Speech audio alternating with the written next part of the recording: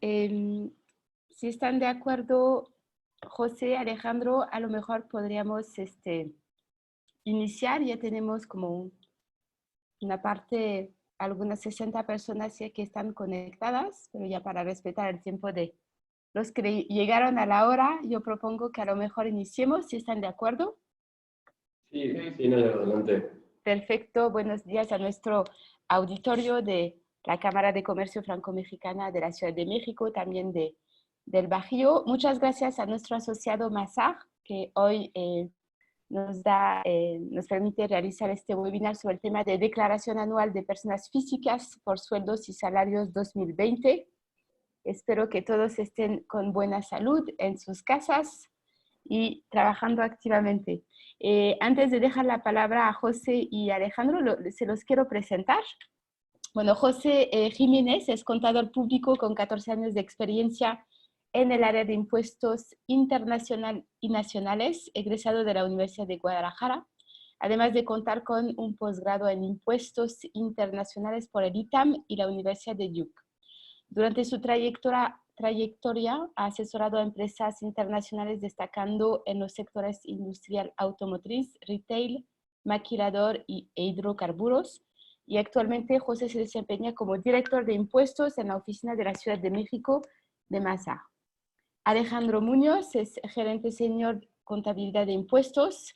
Es gerente senior en Mazar desde 2015 con más de 20 años de experiencia asesorando compañías nacionales e internacionales en el cumplimiento tributario, así como la correcta aplicación de normas de información financiera. Es responsable de apoyar la implementación del cumplimiento regulatorio y tributario de compañías del sector de hidrocarburos en México.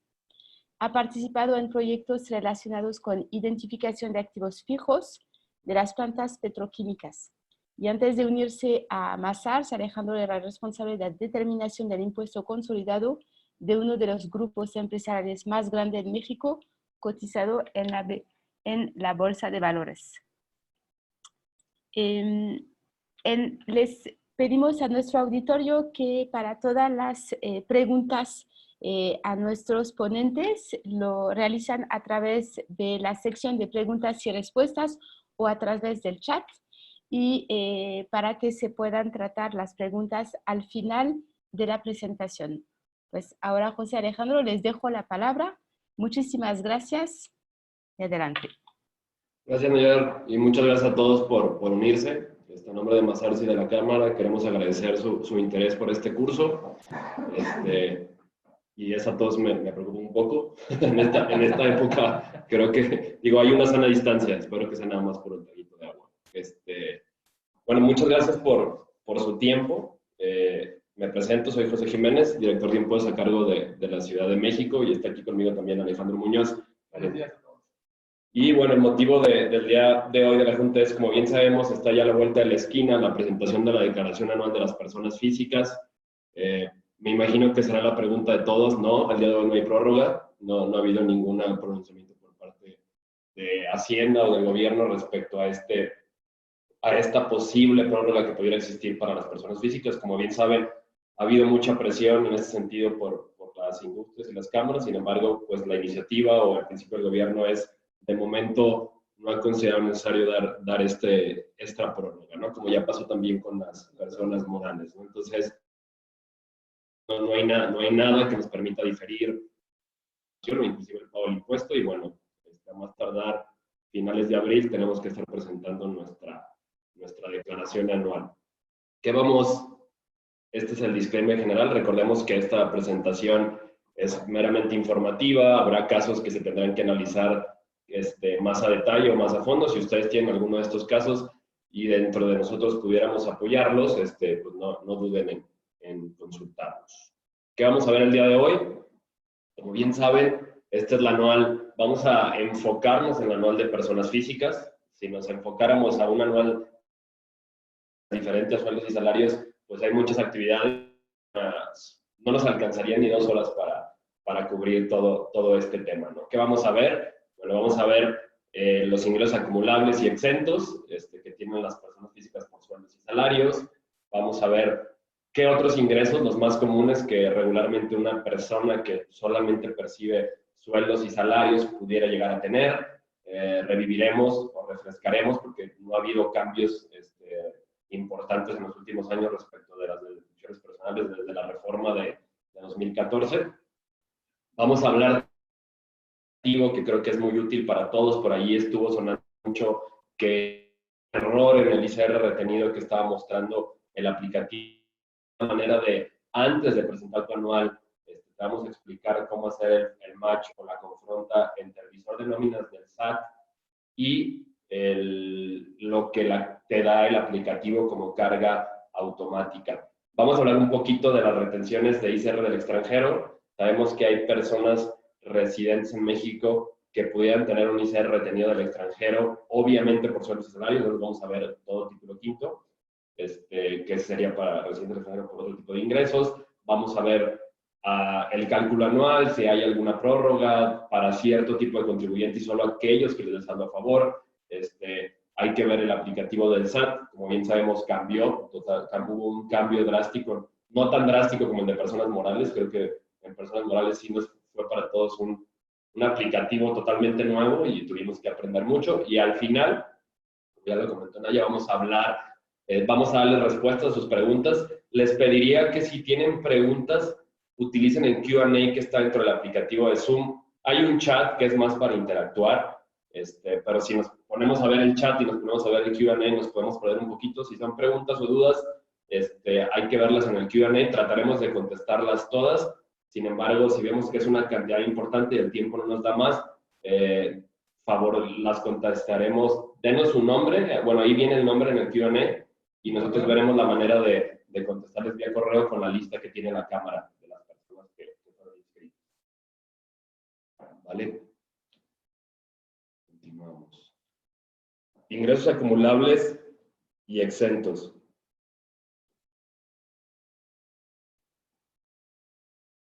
Como bien saben, en México están obligados al pago del impuesto todas aquellas personas físicas que sean residentes fiscales en México y que obtengan ingresos en efectivo, en bienes, devengado, en créditos o en servicios. Es muy parecido a lo que está también en personas morales.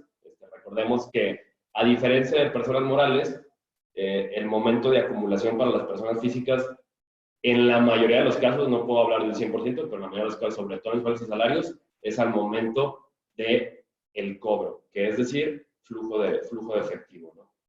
Entonces, digo, en el caso de sueldos y salarios, que es lo que platicamos, pues va a ser al cobro, que es cuando el patrón nos pagó este salario y lo obtuvimos en nuestra cuenta.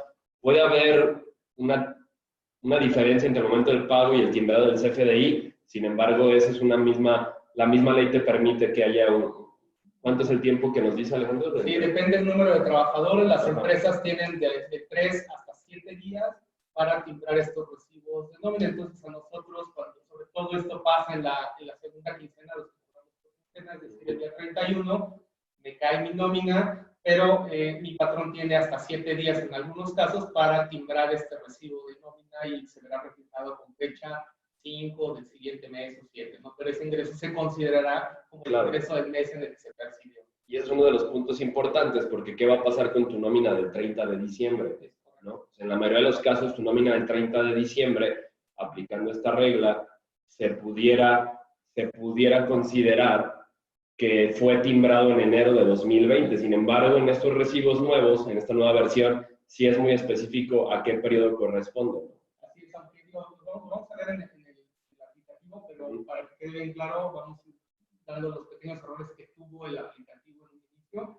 Uno de ellos era ¿no? Que a veces no consideraba esa nómina en específico del 31 de diciembre dentro de los ingresos del 2019. No aparecían. Afortunadamente, la versión que se liberó el 1 o 2 de abril se corrigió ese error.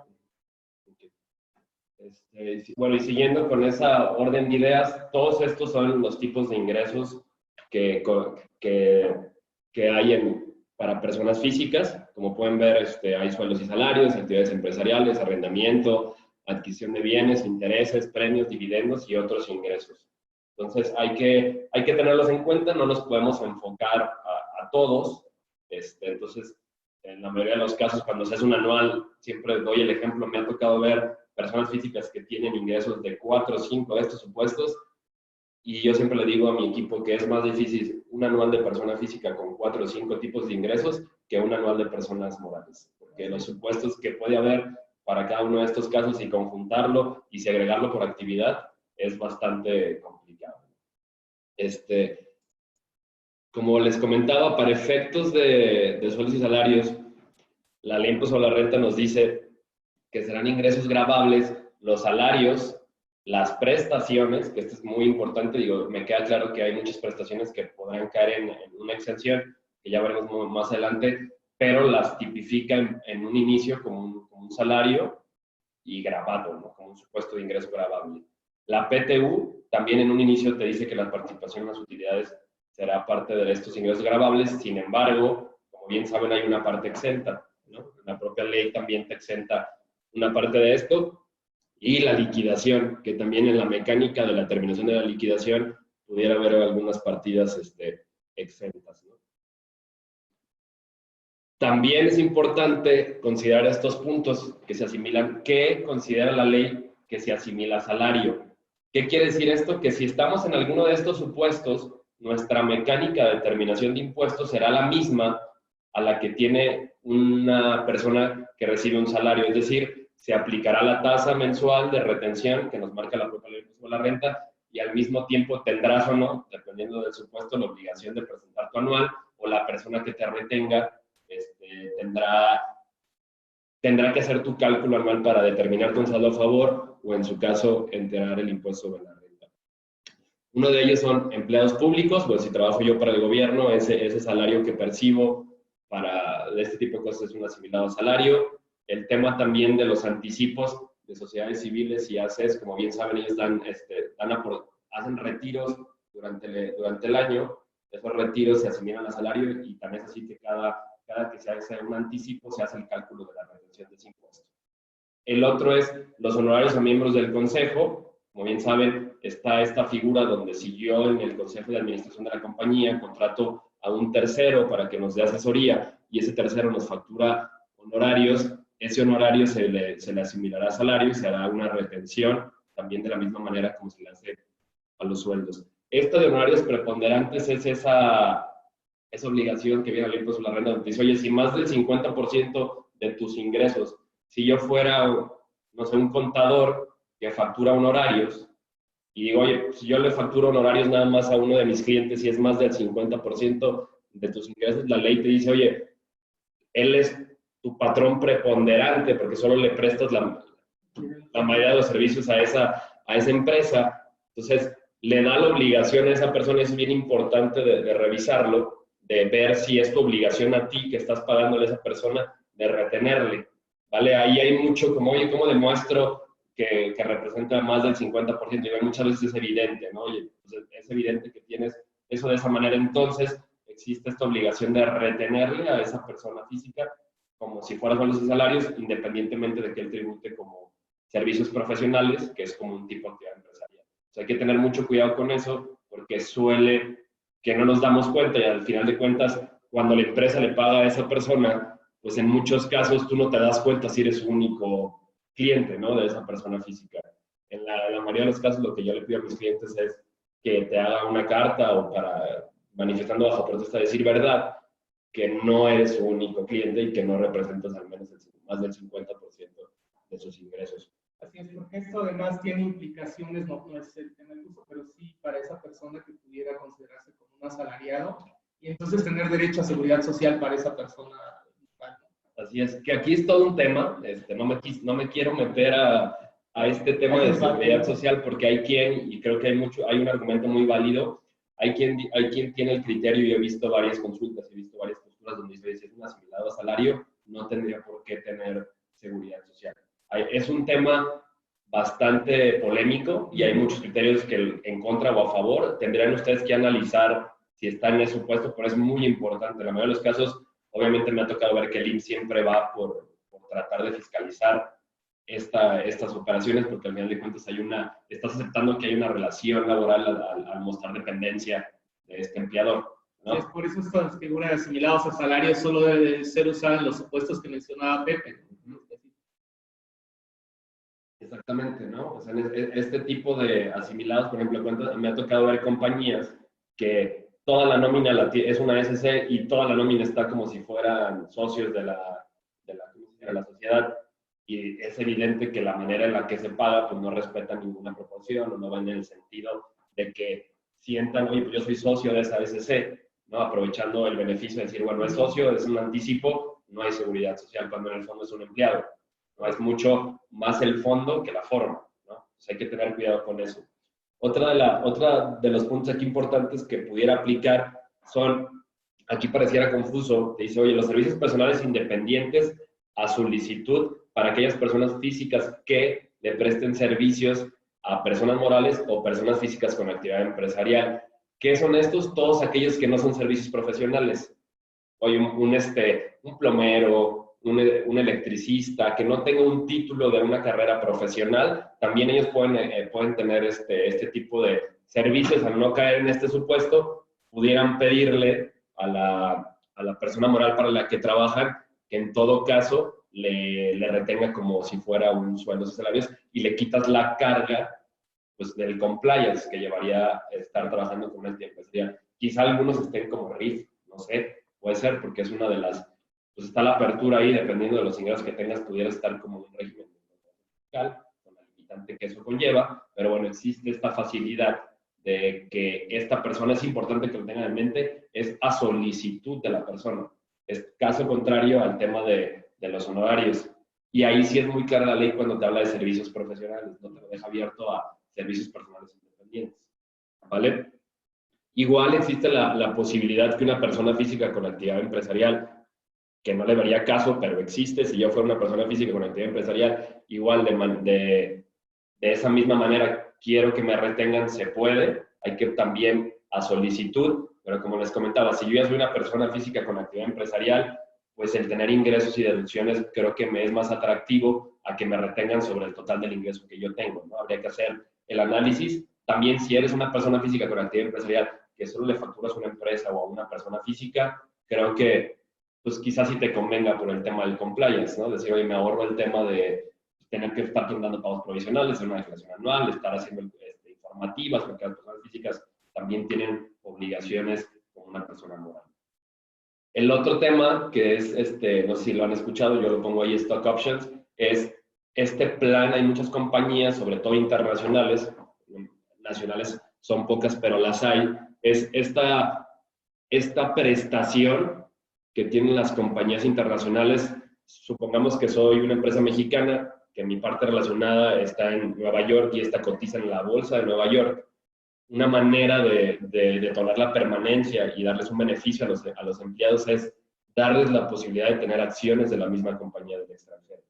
Entonces, muchas veces este stock option te dicen, oye, tú entraste a trabajar en enero de 2015, si duras 2 años en la compañía, cumpliendo obviamente tus objetivos, al segundo año yo te voy a dar este paquete de acciones gratis o a un costo mucho menor de lo que está en el mercado. Eso es un beneficio para el trabajador y si son gratis, pues eso es un incremento en su haber patrimonial, ¿no? Porque en ese momento le estás dando acciones que cuando las venda, pues va a tener una ganancia, ¿no? Entonces, aquí es este supuesto, si yo llegara a estar en el supuesto donde me dan las acciones, ojo, aquí es un tema bastante confuso y es muy importante que si tienen el caso lo analicen, no por el simple hecho de que cuando me contrates, yo ya sé que en 2 años voy a tener acciones, eso no es un ingreso, es hasta que se da el supuesto que ya tienes el derecho a las acciones. ¿Vale? Correcto. Y además, cuidar mucho el tema de que a veces estas options siempre son options, ¿no? Es decir, en los 2 años, cuando cumplo mis objetivos, aparentemente tengo las acciones, pero nunca tengo el beneficio de las acciones. También ese es el caso de algunas compañías que difieren este beneficio hasta la salida del trabajador de una empresa o hasta la jubilación, porque recordemos que lo que se trata es de retenernos en las empresas y por eso se nos da estas opciones. Entonces, tampoco habría un haber patrimonial diferente si no tenemos ya el derecho a vender esas acciones o a tener beneficios de ellas. Y otra cosa también que luego se pierde de vista es este stock option tiene que estar timbrado y grabado en el CFDI de nóminas. Si bien muchas de las veces la empresa mexicana obviamente no tiene ese valor, no sería ella quien te pagaría el valor de esas acciones o a quien represente el valor. Es la parte nacional del extranjero. Lo que regularmente se hace es la empresa mexicana registra el gasto, pero al mismo tiempo tiene una cuenta por cobrar con la compañía extranjera para que el efecto de la compañía mexicana sea cero. Digo, habrá que ver cada uno de los casos, es otro tema, pero tengan en cuenta que se le tendría que grabar. ¿Por qué? Porque una cosa es que te den las acciones y otra cosa es venderlas. Entonces, cuando vendas las acciones, este es un tema bastante importante, cuando vendas las acciones, ¿cuál va a ser mi costo de esa acción? Oye, pues cuando me lo grabaste y fue un ingreso gratuito, ese fue mi costo de adquisición, porque yo tuve que pagar un impuesto por ese ingreso que tuve de ese stock option. ¿Por qué? Porque fue a título gratuito, o si fue más barato que lo que costaba en el mercado, esa diferencia también fue un ingreso, porque alguien me lo dio a título gratuito. Y la ley lo que te permite es que esa ganancia o ese ingreso a título gratuito se te grabe como salario y se te retenga, a manera de que con eso demuestres que tuviste un costo de adquisición de esas acciones, y cuando le enajenes, pues tendrás que actualizar tu costo con el precio de venta, ¿no? Entonces, en esta parte de la ley es donde se reconoce este stock option como asimilado a salario y se le da ese costo. Y bueno, el último punto que también se asimila a salario es el tema de las primas de antigüedad, del retiro, de indemnización, otros pagos por separación, que en el cálculo de una liquidación, bueno, pues tenemos que meterlas para considerar la parte gravable o exenta de estos supuestos. ¿Cuáles son los ingresos exentos? Me voy a enfocar a los más comunes e importantes, digo, abarco la mayoría. La primera, bueno, sabemos que son los tiempos extra y día de descansos hasta el límite laboral. ¿Por qué hablo hasta el límite laboral? Porque la propia ley te define cuánto es el límite que pudieras trabajar de horas extra o cuánto es el límite que pudieras trabajar en tus días de descanso. Entonces, si llegáramos a trabajar más horas extra de las que están en la parte laboral o en los días de descanso, obviamente son gravados, porque ya estás haciendo algo que está fuera de la parte laboral, hay que tenerlo eso en cuenta. Por eso siempre cuando estamos viendo el cálculo de las horas grabadas y exentas es, no, ya rebasaron la parte laboral, todo va grabado, ¿no? Y bueno, esta no deberá de exceder o será exento el 50% de la remuneración sin exceder 5 veces la UMA por semana, ¿no? Que se vaya detonando, incluyendo las dos partes. Las indemnizaciones por riesgos de trabajo o enfermedades, las que paga el IMSS, obviamente esas son exentas, no habría por qué determinarlas dentro del cálculo. Las jubilaciones, pensiones y seguros de renta, también lo que te pague el IMSS ya cuando estás en este supuesto o tengas tu pensión, obviamente exento, solamente hay que revisar, porque hay pensiones del IMSS que sí rebasan este monto, que no exceda de 15 veces lo que vale la UMA diaria, ¿no? Por ver la proporción de esa jubilación. Las de aportaciones y rendimientos del Infonavit, si el Infonavit me entrega lo que yo tenía ahorrado con todo y rendimientos, pues esos no serán ingresos. Sí son ingresos, pues no serán ingresos exentos que no serán gravables para el cálculo del ICR. Los reembolsos de gastos médicos y de funeral, estas partes que nos hacen a nosotros como empleados, pues obviamente no son, es un ingreso exento para nosotros. Y este es uno de los temas, siempre me gusta ponerlo en la polémica, porque existe esta otra parte de que las personas morales, si yo le doy la prestación a mi trabajador de un seguro de gastos médicos mayores, ¿se considera un ingreso exento para el trabajador o no? Siempre está, ¿por qué? Digo, me voy a cambiar un poquito de la línea de persona física, pero esto creo que es un tema muy importante porque también afecta a las personas morales, y sé que algunos pudieran llegar, pero el caso es, en ninguna parte de todos los ingresos exentos hay un concepto que te diga que si mi patrón me paga el seguro de gastos médicos mayores, este será un ingreso exento. A diferencia del seguro de vida. En el seguro de vida sí te dice que si el patrón lo paga, pues es un ingreso exento para ti. Ahora, en el seguro de gastos te dice que si tú pagas ese seguro, yo, Pepe, yo tengo mi seguro de gastos médicos mayores, si yo lo pago y el seguro me indemniza y me reembolsa, pues es un ingreso exento. Pero habla si yo lo pago, no si lo paga mi patrón. Ahora, todo el mundo, o creo que lo que encasilla el seguro de gastos médicos mayores es que se tiene que ir como una prestación de previsión social. Es en el único rubro de tus ingresos exentos en el que pudiera caer esa exención. No hay un concepto como tal que me diga seguro de gastos médicos como un ingreso exento pagado por mi patrón, ¿vale? Entonces, aquí está esta parte donde cuando me pongo a ver mis no deducibles por ingresos exentos de los trabajadores 4753, en realidad tengo que meter ese seguro de gastos médicos en esa propuesta. Es un tema polémico si tú ves la regla donde el SAT te dice conceptos que tienes que considerar para determinar la proporción del 4753 viene en gastos médicos mayores. Entonces, habría que analizarlo, ¿no? Es un tema bastante polémico, pero bueno, en todo caso y en todo supuesto, cuando tengamos un reembolso, obviamente este no será un ingreso acumulable para nosotros. Sí, para agregar a la polémica, hay muchas compañías que nos otorgan el beneficio de una prima de seguro de gastos médicos mayores y no lo timbran, ¿no? Y ahí entonces ya tenemos otro tema, ¿no? Sí. Y inclusive, digo, adicionando un comentario, y si quieren se los compartimos posteriormente, en el llenado del CFDI de nómina, en el anexo donde te vienen las características, uno de los conceptos es el seguro de gastos médicos mayores. Entonces, si inclusive hay una explicación en esa regla muy importante que te dice, tienes que grabar el seguro de gastos médicos mayores. ¿Qué pasa con el seguro de gastos médicos mayores? Se paga una vez al año y es una póliza anual. La lógica en un inicio, yo antes de analizarlo decía, bueno, pues se lo grabas, cuando pago la póliza, se lo grabas al trabajador, pero no, ¿qué pasa si ese trabajador a los 6 meses renuncia o se va o lo liquidas? Tú ya le timbraste un ingreso exento mucho mayor al tiempo que estuvo laborando en tu compañía. Entonces, en esa misma regla y en ese mismo Q&A, no recuerdo si era una pregunta que se le hacía, la autoridad contesta y dice, debes de grabárselo a devengo. Entonces es, oye, yo pagué una póliza 12,000 pesos por mi trabajador, como esa devengo yo cada mes, tendría que grabar un ingreso exento por 1,000 pesos mientras el trabajador siga laborando con nosotros. Deja de laborar, pues nada más le grabaste lo que devengó, y la otra parte, en la mayoría de los casos, las aseguradoras te dan una nota de crédito cuando hay esa variación en los empleados, o hay una manera de aplicarlo, ¿no? O se compensa con otro trabajador nuevo, son diferentes maneras las que lo hacen, pero ahí todavía es más contundente el sentido de decir, oye, si la propia guía del llenado del CFDI de nómina me dice que es un ingreso exento para el trabajador, pues habría que revisarnos nosotros si estamos cumpliendo, o ustedes, trabajadores, también valdría la pena revisar, ahorita en su cálculo anual, si les están timbrando el seguro de gastos médicos mayores, si es que lo tienen como una prestación. Es bien importante que lo revisen, sobre todo en el caso de tener que usarlo y cuando recibes este reembolso, ¿no? Afortunadamente los seguros siempre decimos que hay que tenerlos para no usarlos.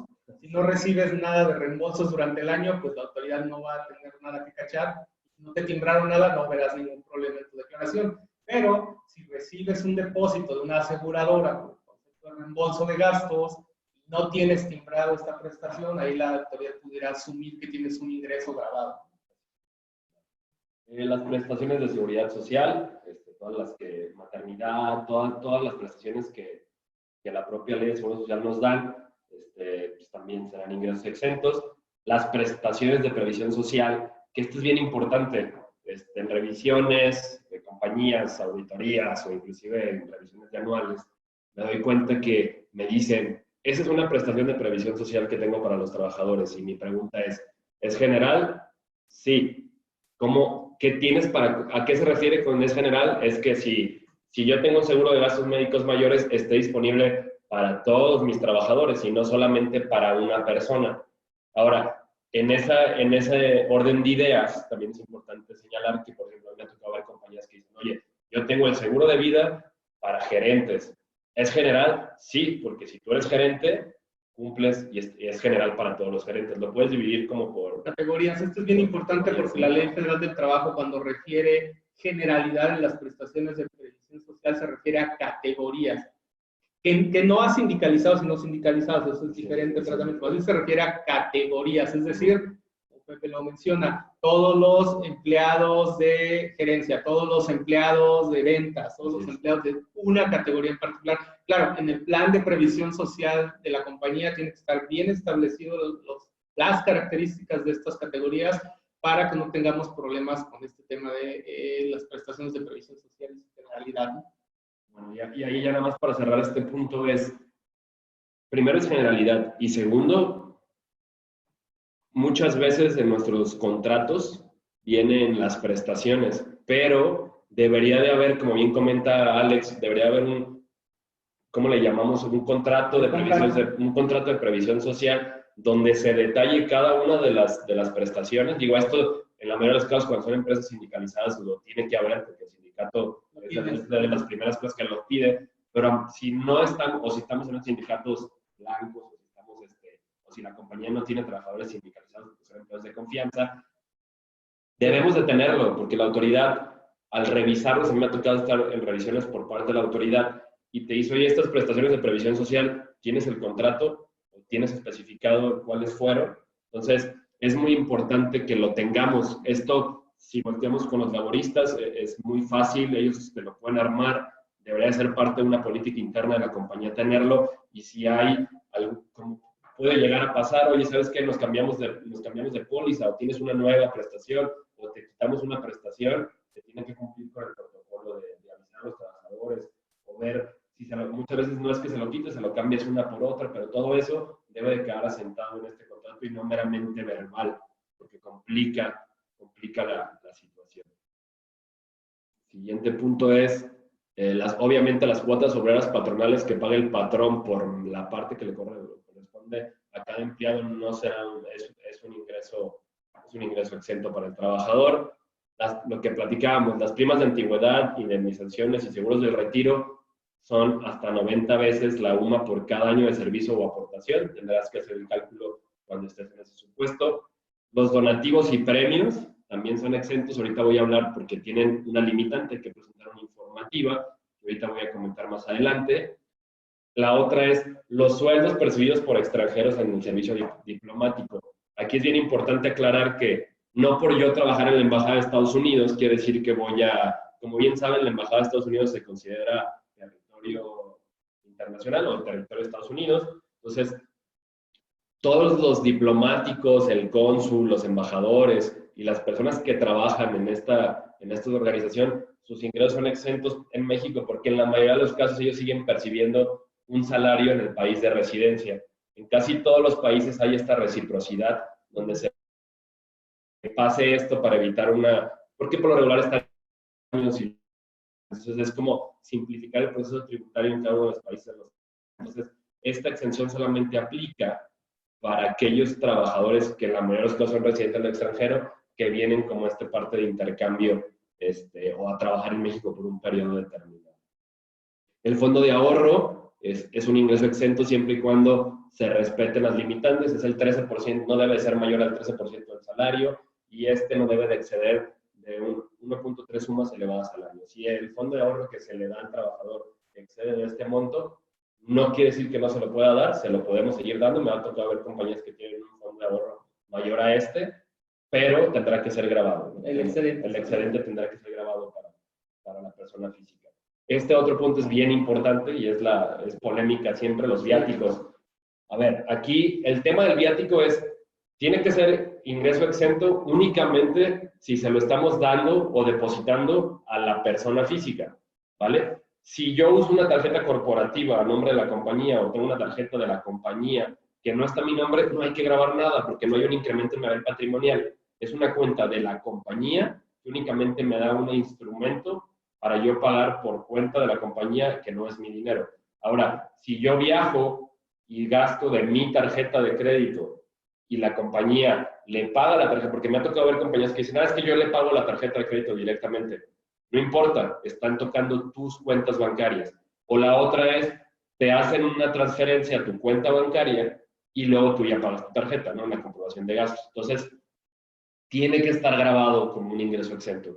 ¿Por qué? ¿Y por qué es esto? Porque ahora, al día de hoy, el SAT, como vamos a ver más adelante en el tema de discrepancia, él puede ver todos tus depósitos que con el RFC que tienes asociado va a decir, oye, José tuvo, no sé, 100,000 pesos, ojalá en un mes en su cuenta bancaria y solamente tiene grabados 40,000 pesos de sueldo, que son los otros 60.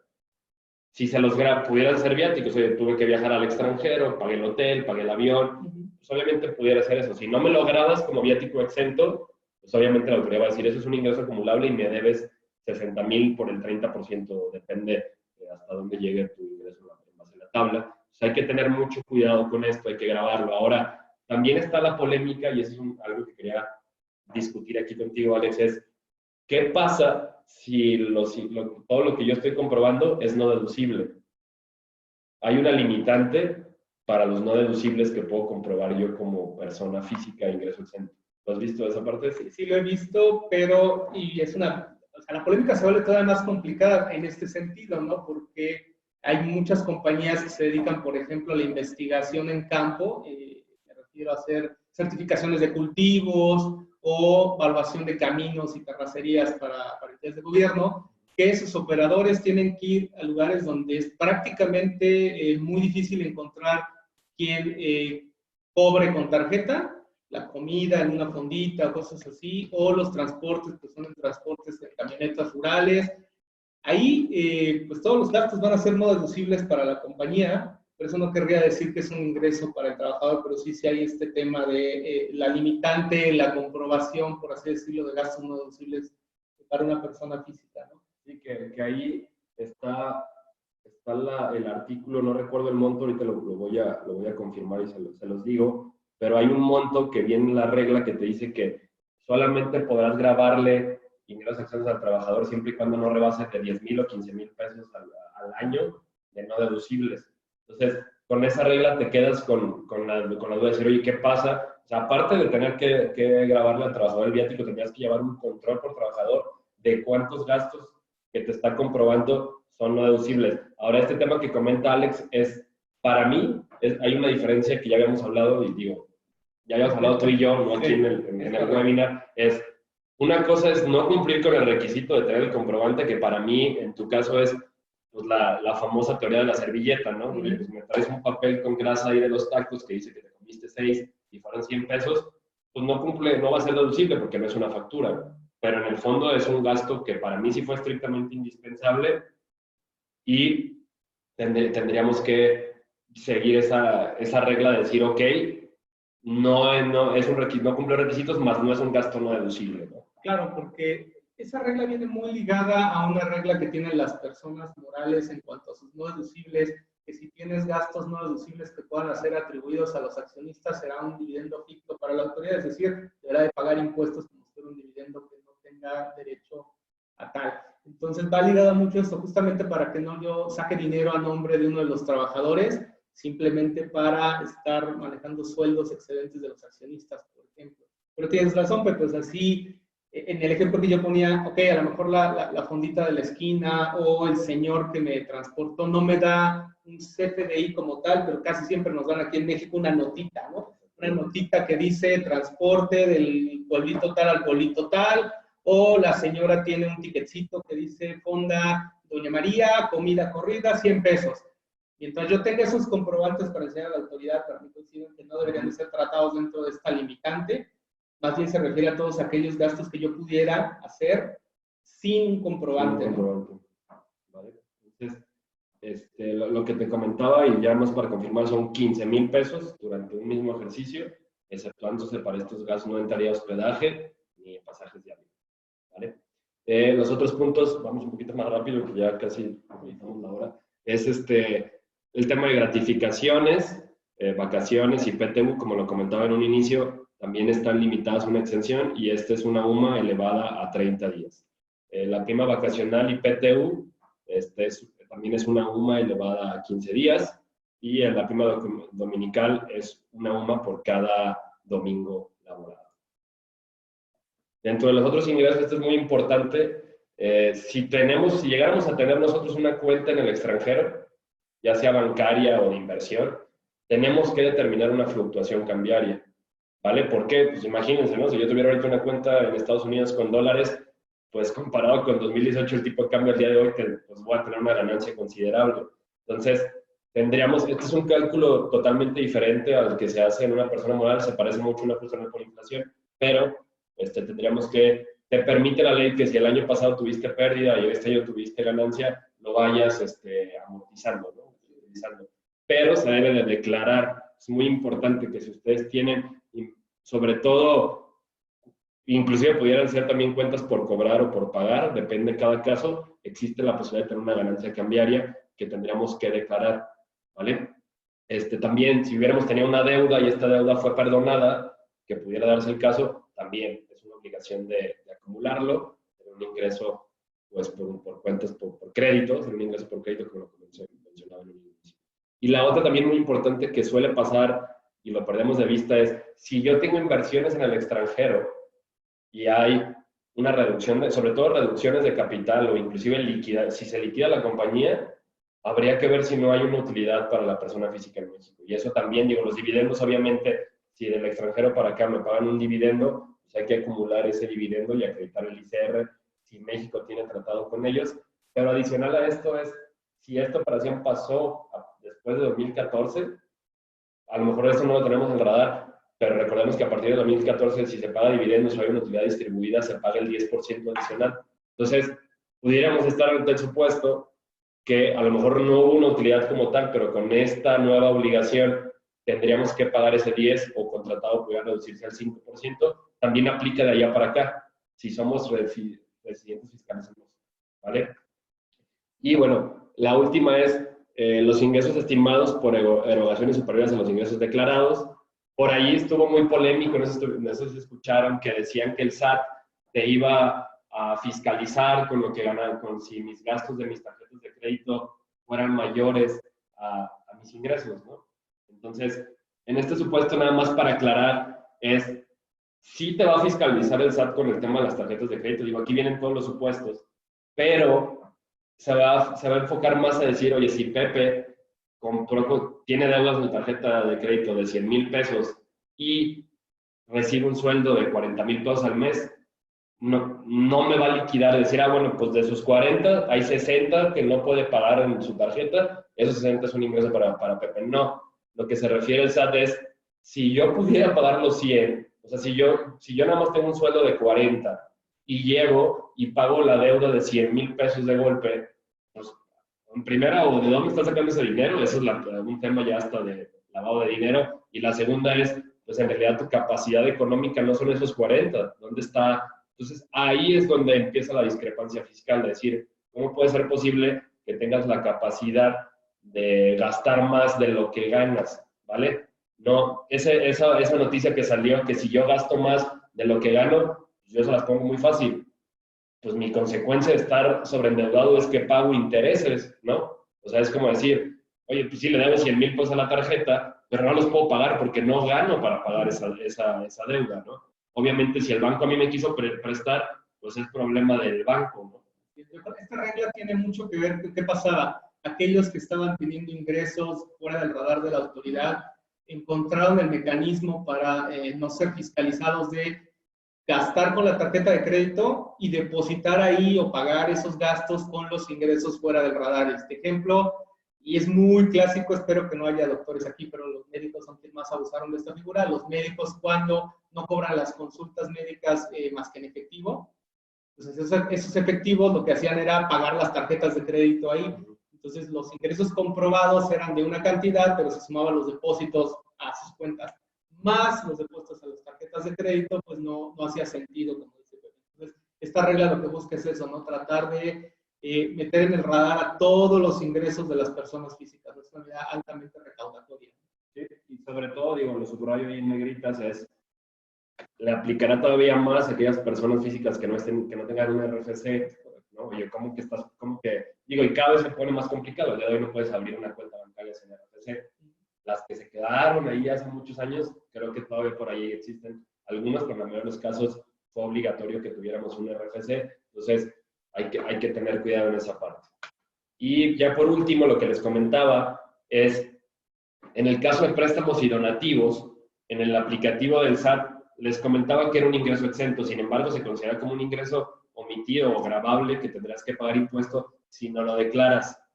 Pero esto solo aplica para aquellos que sean mayores a 600,000 pesos, ya sea individualmente o en conjunto, ¿vale? Entonces, si yo recibí, que este es el claro ejemplo de, oye, si yo le diera a mi mamá, porque recordemos que la donación en línea recta está permitida. ¿Qué es línea recta? Mis papás y mis hijos, no mi hermana y, bueno, y mi esposa. ¿no? Mi esposa, espero no me esté escuchando mi esposa, pero también mi esposa en línea recta. Entonces, en esa parte es, si yo le doy 100,000 pesos a mi esposa, si le doy 100,000 pesos a mis papás o a mis hijos, o más de 600,000 pesos, para ellos es obligatorio declararlo como un ingreso exento para evitar el pago de ese impuesto. Entonces, pasa muchas veces que hacemos estas transferencias a nuestros familiares.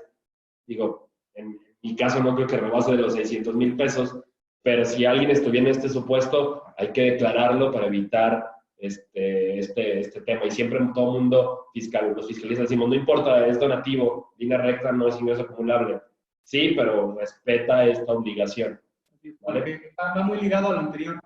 El sistema financiero mexicano, los bancos tienen la obligación de reportarle a la autoridad recaudadora justamente estos depósitos, ¿no? Entonces, si no lo reportamos en nuestra declaración anual, seguro nos va a llegar una invitación a pagar el impuesto por estos ingresos, ¿no? Y bueno, nos vamos con las deducciones personales. Gracias. Bueno, vamos a hablar un poquito, como dice Pepe, nos vamos a ir un poco más rápido. Las deducciones no tienen grandes cambios, de hecho no tienen cambios con respecto al año anterior. Como lo hemos dicho, nos estamos enfocando solamente a la declaración anual de personas físicas por salarios, entonces solo hablaremos de las deducciones personales que se permiten en la declaración anual. Esto está establecido en el artículo 151 de la Ley del Impuesto a la Renta. La primera condición que nos puso la autoridad hace algunos años es que no deben de rebasar el 15% de nuestros ingresos o 5 salarios mínimos o ahora UMAS elevados al año. Para la deducción, la cantidad que resulte menor es la que se podrá tomar como deducción nada más. Si yo tengo gastos médicos o de los que vamos a ver mayores a estos montos, solo podré deducir hasta esa cantidad. Bueno, usualmente el gasto que más tenemos son gastos médicos, todos aquellos honorarios que se les paguen a médicos, como de servicios dentales, servicios de psicología, nutrición. Tienen que tener, uno de los requisitos es que tienen que ser prestados por personal con título, expedido por las autoridades educativas. También los gastos hospitalarios efectuados por los contribuyentes, y como decía Pepe, también son para el contribuyente, para su esposa, su concubina o concubino, y para sus ascendentes o descendientes en línea recta, es decir, papás, hijos nada más. Si yo pago gastos médicos para algún otro familiar, estos no entrarán dentro de mis gastos deducibles. Requisito importantísimo, otra vez, que estén dentro del sistema financiero, es decir, que sean pagados con cheque nominativo del contribuyente, con tarjeta de crédito, tarjeta de débito, transferencia electrónica de fondos.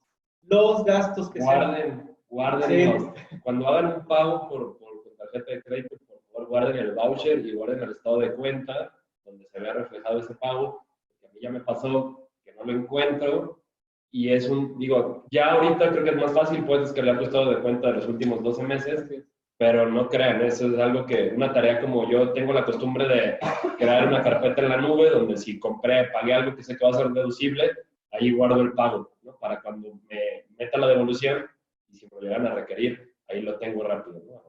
Así es. Y uno de los requisitos que no se menciona específicamente en la ley y no lo pusimos en la lámina, pero queremos comentar, es que debemos de ser muy cuidadosos en el comprobante que nos dan los doctores. Tiene que especificar el método de pago correcto, es decir, que lo pagamos con cheque con transferencia, y también tiene que especificar que el uso es un gasto médico, porque hemos encontrado casos donde le ponen como uso gastos generales o como uso del CFDI por definir. ¿Y qué sucedió igualmente en el primer aplicativo que sacó el SAT este año? Que esos gastos del aplicativo los estaba considerando como no deducibles por no estar correctamente preparados, ¿no? Afortunadamente, y no nos permitía hacer la corrección. Afortunadamente, ya en el nuevo aplicativo que se liberó a partir del 1 de abril, se corrigió esta situación y ya pudimos hacer los cambios en el caso de que el CFDI no tuviera los datos correctos. Por favor, cuando tomen sus deducciones durante este año, sean muy cuidadosos en que el que le expida el comprobante ponga el método de pago correcto y el uso correcto del comprobante de gastos médicos. Hay otro rubro de gastos médicos que son los derivados de incapacidades parciales o totales y temporales o permanentes. Estos gastos relacionados que pueden ser igual honorarios médicos, gastos hospitalarios, de rehabilitación o en prótesis, serán deducibles y solo para este tipo de gastos se nos exime de cumplir con el requisito de forma de pago y tampoco se consideran dentro del tope mencionado para las deducciones. Pero hay que ser muy cuidadosos solo de gastos que deriven de una incapacidad de los diferentes tipos marcados por las leyes de salubridad. Las primas de seguro de gastos médicos, hace un rato lo hablábamos como ingreso. Aquí sí yo pago mi propio seguro de gastos médicos, pero es importante, es el que yo pago, no el que me paga el patrón, es el que yo pago, tengo la póliza a mi nombre y yo efectué el pago cumpliendo con los mismos requisitos, es decir, lo pagué con cheque, con transferencia de fondos o con tarjeta. Las primas serán deducibles, también ojo, aquí es solo la prima. Si contiene gastos de expedición, los gastos de expedición no son deducibles, solo la prima. ¿Sí? O gastos de financiamiento, porque a veces las aseguradoras nos dicen, tu póliza cuesta 10,000 pesos al año, pero te doy, no con tarjeta, sino yo aseguradora te doy la facilidad de dividirlo en 12 parcialidades y te cobro un recargo por parcialidad. Esos recargos por parcialidad tampoco son deducibles, solamente la prima. El IVA, es muy buen punto, pues el IVA no es deducible, ¿no? Miren, ahí, este es todo un tema porque... Es polémico también, ¿no? Hay quien mete, digo, ahorita en automático es uno de los temas que vamos a ver en el aplicativo, deberían salir los gastos.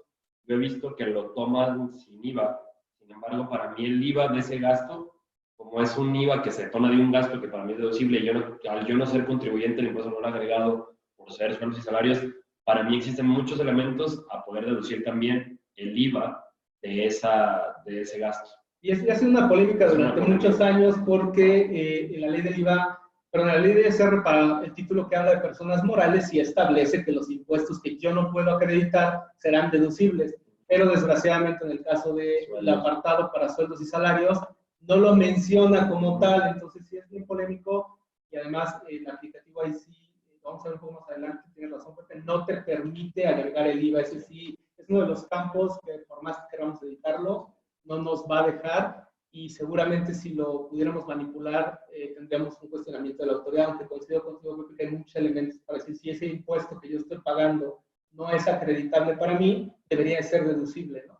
De hecho, digo, no es por hacer más polémica, pero inclusive la Prodecon ha hecho algunos, ha hecho algunos comentarios o posturas al respecto y digo, si lo buscan, en alguno de sus comentarios hace esta mención que deberías incluir el IVA. ¿Vale? Sí.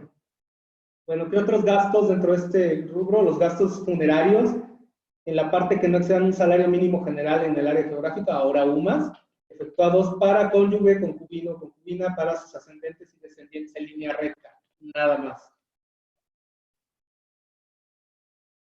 Este es otro punto importante porque nos fomenta el ahorro y es un incentivo que quiso dar la autoridad desde hace muchos años, que son las aportaciones complementarias a fondos de retiro, siempre y cuando sean realizadas directamente a sus cuentas de aportación o a fondos que tengan este propósito. Estos gastos de planes de retiro, así como las aportaciones voluntarias a las cuentas de aportaciones, y siempre que cumplan con los requisitos de permanencia establecidos en las mismas disposiciones, que usualmente es a la edad de jubilación, ¿no? Es decir, si yo hago estas aportaciones cada año, podré tomar la deducción correspondiente, ya saben, cumpliendo con los requisitos de la forma de pago y demás. Pero el más importante es que no los retire, porque hay muchas personas que empiezan a ver esto como un ahorro y después de 3 o 4 años lo retiran.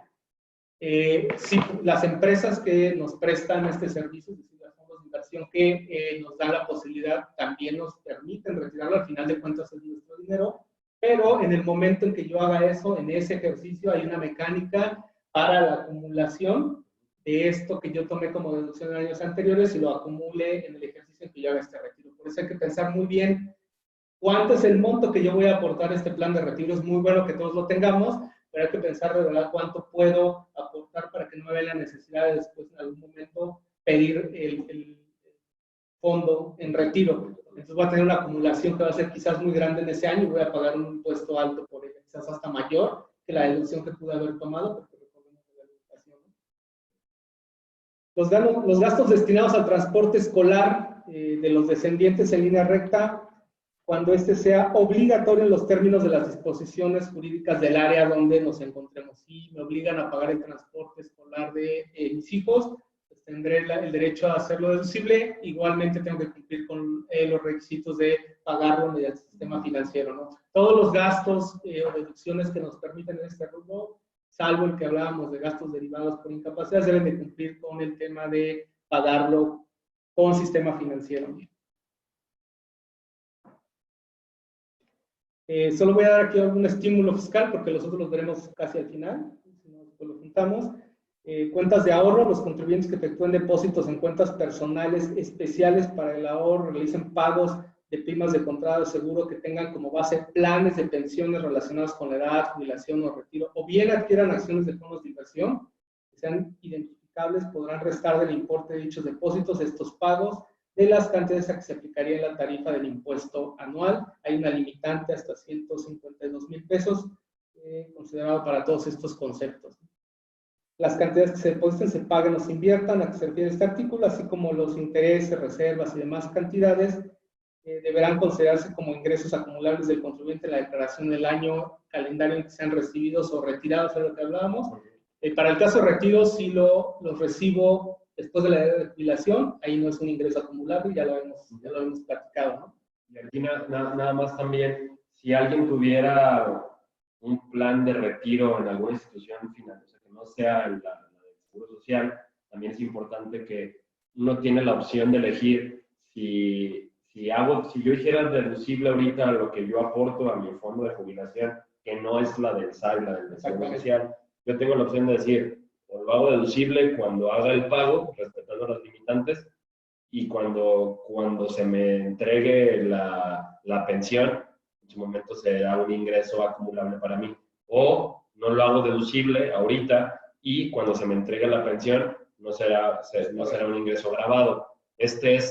Hay que respetar obviamente las limitantes que nos marca la ley, pero es un supuesto distinto al retiro de las cuentas de las AFORES, ¿no? Si alguien tuviera ese caso. Inclusive cuando contratas el seguro, el broker te va a platicar, te va a hacer la pregunta de qué decidir. Así es. Todavía cobra más relevancia que tomemos adecuada decisión de cuánto vamos a estar aportando y de qué tipo vamos a hacer, si vamos a tomar la deducción hoy o vamos a acumular en el futuro, o mejor no tenemos ningún problema de acumulación en el futuro. Ahí nada más un tema, aprovechando de que estamos en deducciones autorizadas, digo, este tema del uso del CFDI, que puede ser que va a ser a lo mejor alguna de las preguntas que nos pueden hacer es, si yo pago mi póliza de gastos médicos mayores cuando yo hice mi anual, que yo tengo el caso de una póliza, no me lo catalogaba como un seguro de gastos médicos mayores. ¿Por qué? Hablé con mi aseguradora y me decían que todos sus clientes tenían el mismo error, que ya lo estaban viendo con el SAT, pero sí me permitía que yo hiciera la carga manual a reclasificarla como ese gasto.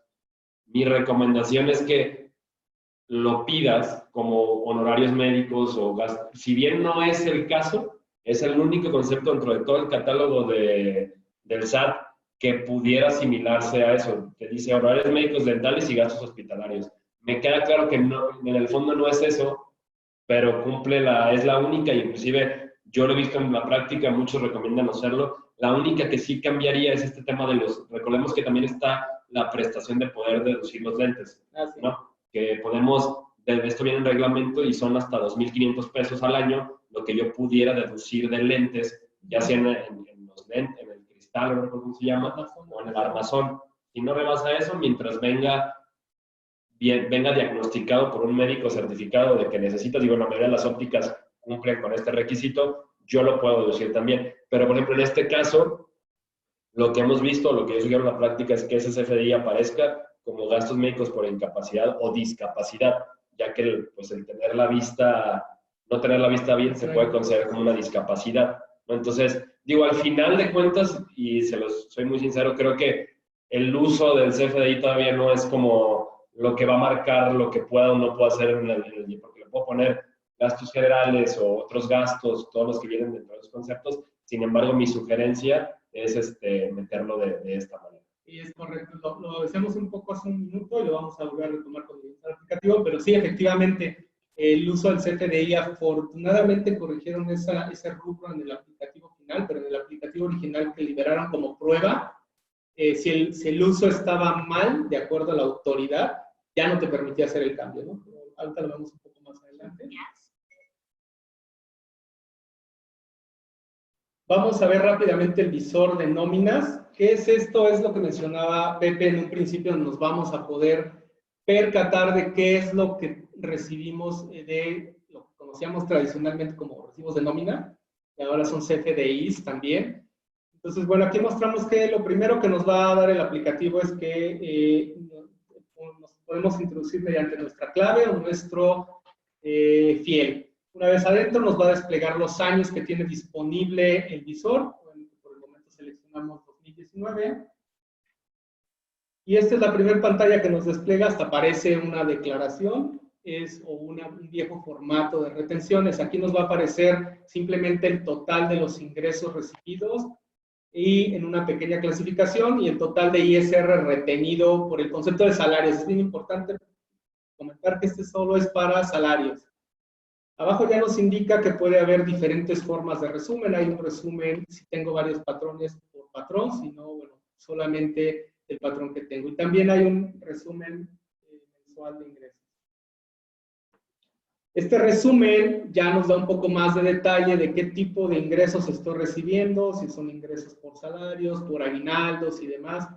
Y nos va a hacer lo mensual. Aquí es bien importante que lo revisemos porque sí nos ha pasado con otros clientes que al hacer esta revisión, ahí es donde nos damos cuenta que por un error del sistema, por un error humano, no me timbraron mi recibo de nómina de mayo.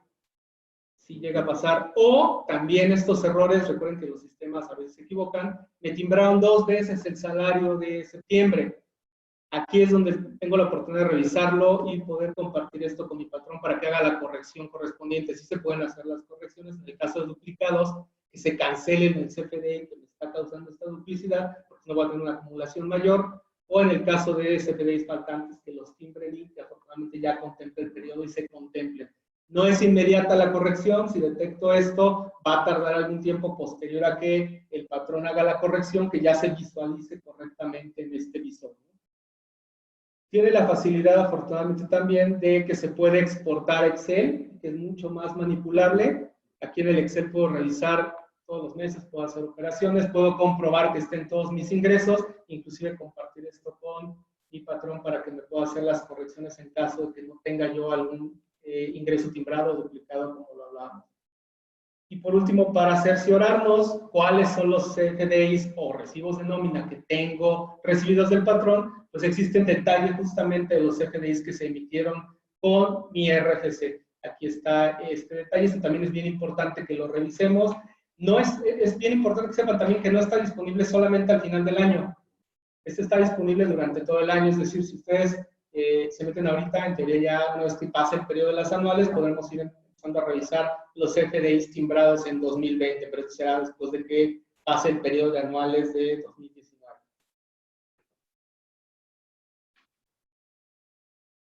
Bueno, ahora vamos a hablar un poquito de retenciones en el extranjero. Sí, por ahí ya vi inclusive que hay una pregunta, digo, no es tal cual el punto, pero ahorita la contesto.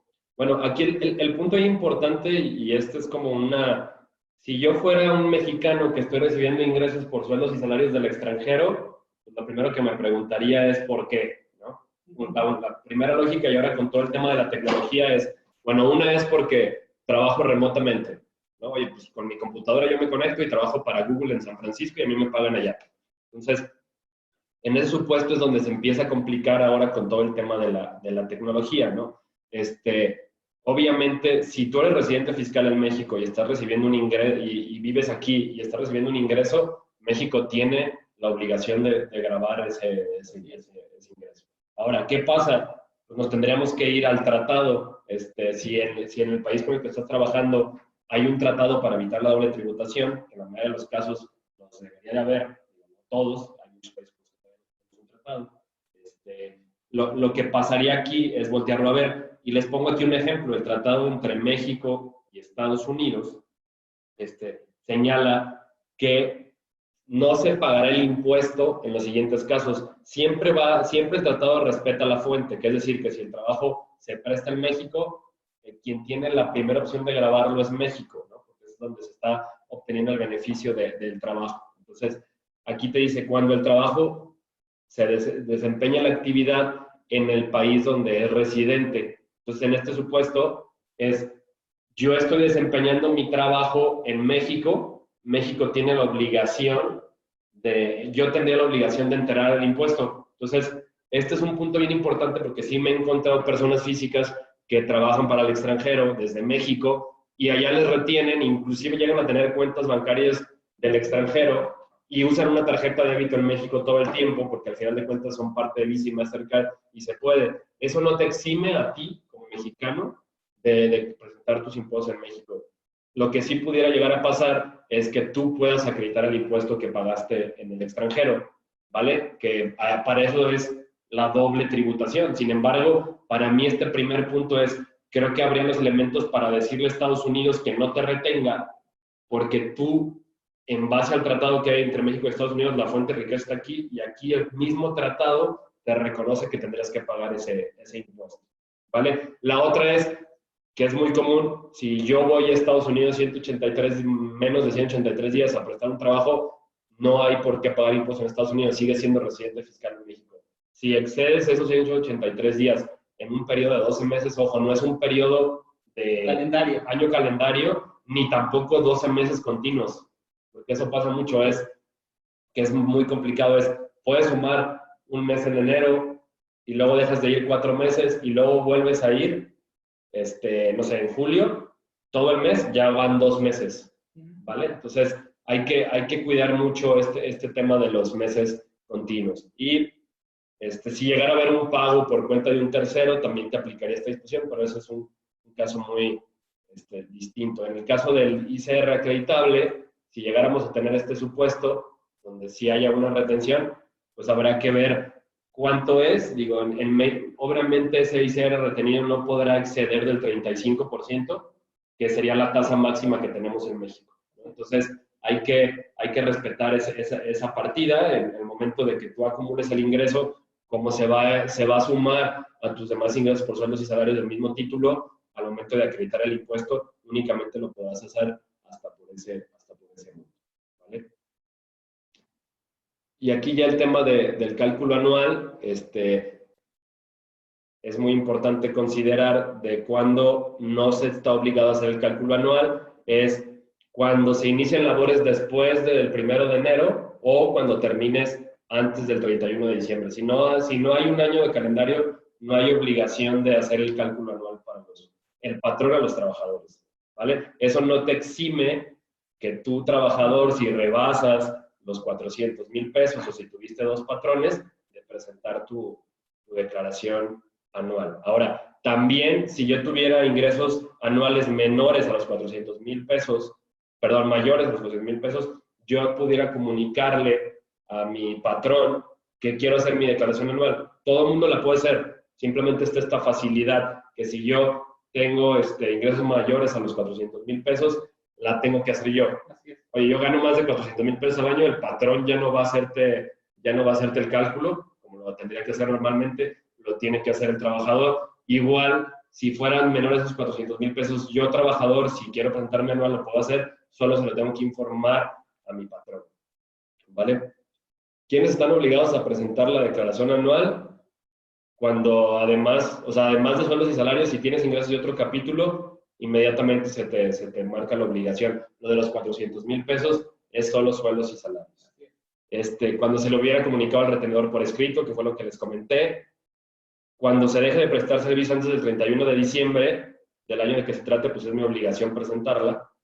Y cuando se hubieran prestado servicio a 2 o más patrones, que fue el otro supuesto que les dije. Y la más importante es, si llegara a tener ingresos de fuente de riqueza del extranjero, también es obligación presentar la declaración anual. Ese supuesto ya te obliga a presentar, ¿vale? ¿Cuándo se presenta la anual? Pues a más tardar el 30 de abril del 2020. Algo que ha estado sonando por parte del gobierno es que el SAT prometió devoluciones del máximo 3 días.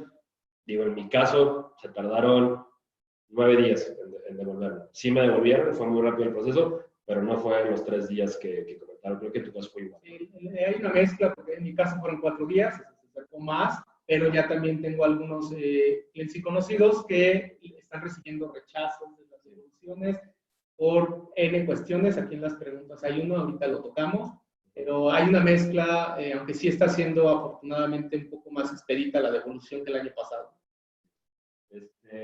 Y bueno, los otros puntos es, hay un nuevo aplicativo que ya lo comentábamos, donde hay cargas automáticas.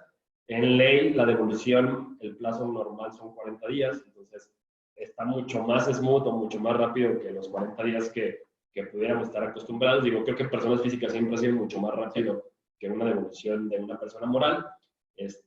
Solamente la devolución automática, que es este proceso que estamos hablando, aplica para aquellos saldos a favor menores a 150,000 pesos. Si el saldo a favor fuera mayor a 150,000 pesos, no aplica la devolución automática, es un proceso normal de devolución que tendrán que hacer las personas físicas. Y por ahí ahorita voy a explicar, podemos mandar la declaración anual por un saldo a favor menor a 150,000 pesos siempre y cuando usemos la contraseña. Perdón, con contraseña, no importa que no tengas la FIEL, solamente ahorita les voy a dar los requisitos para esto.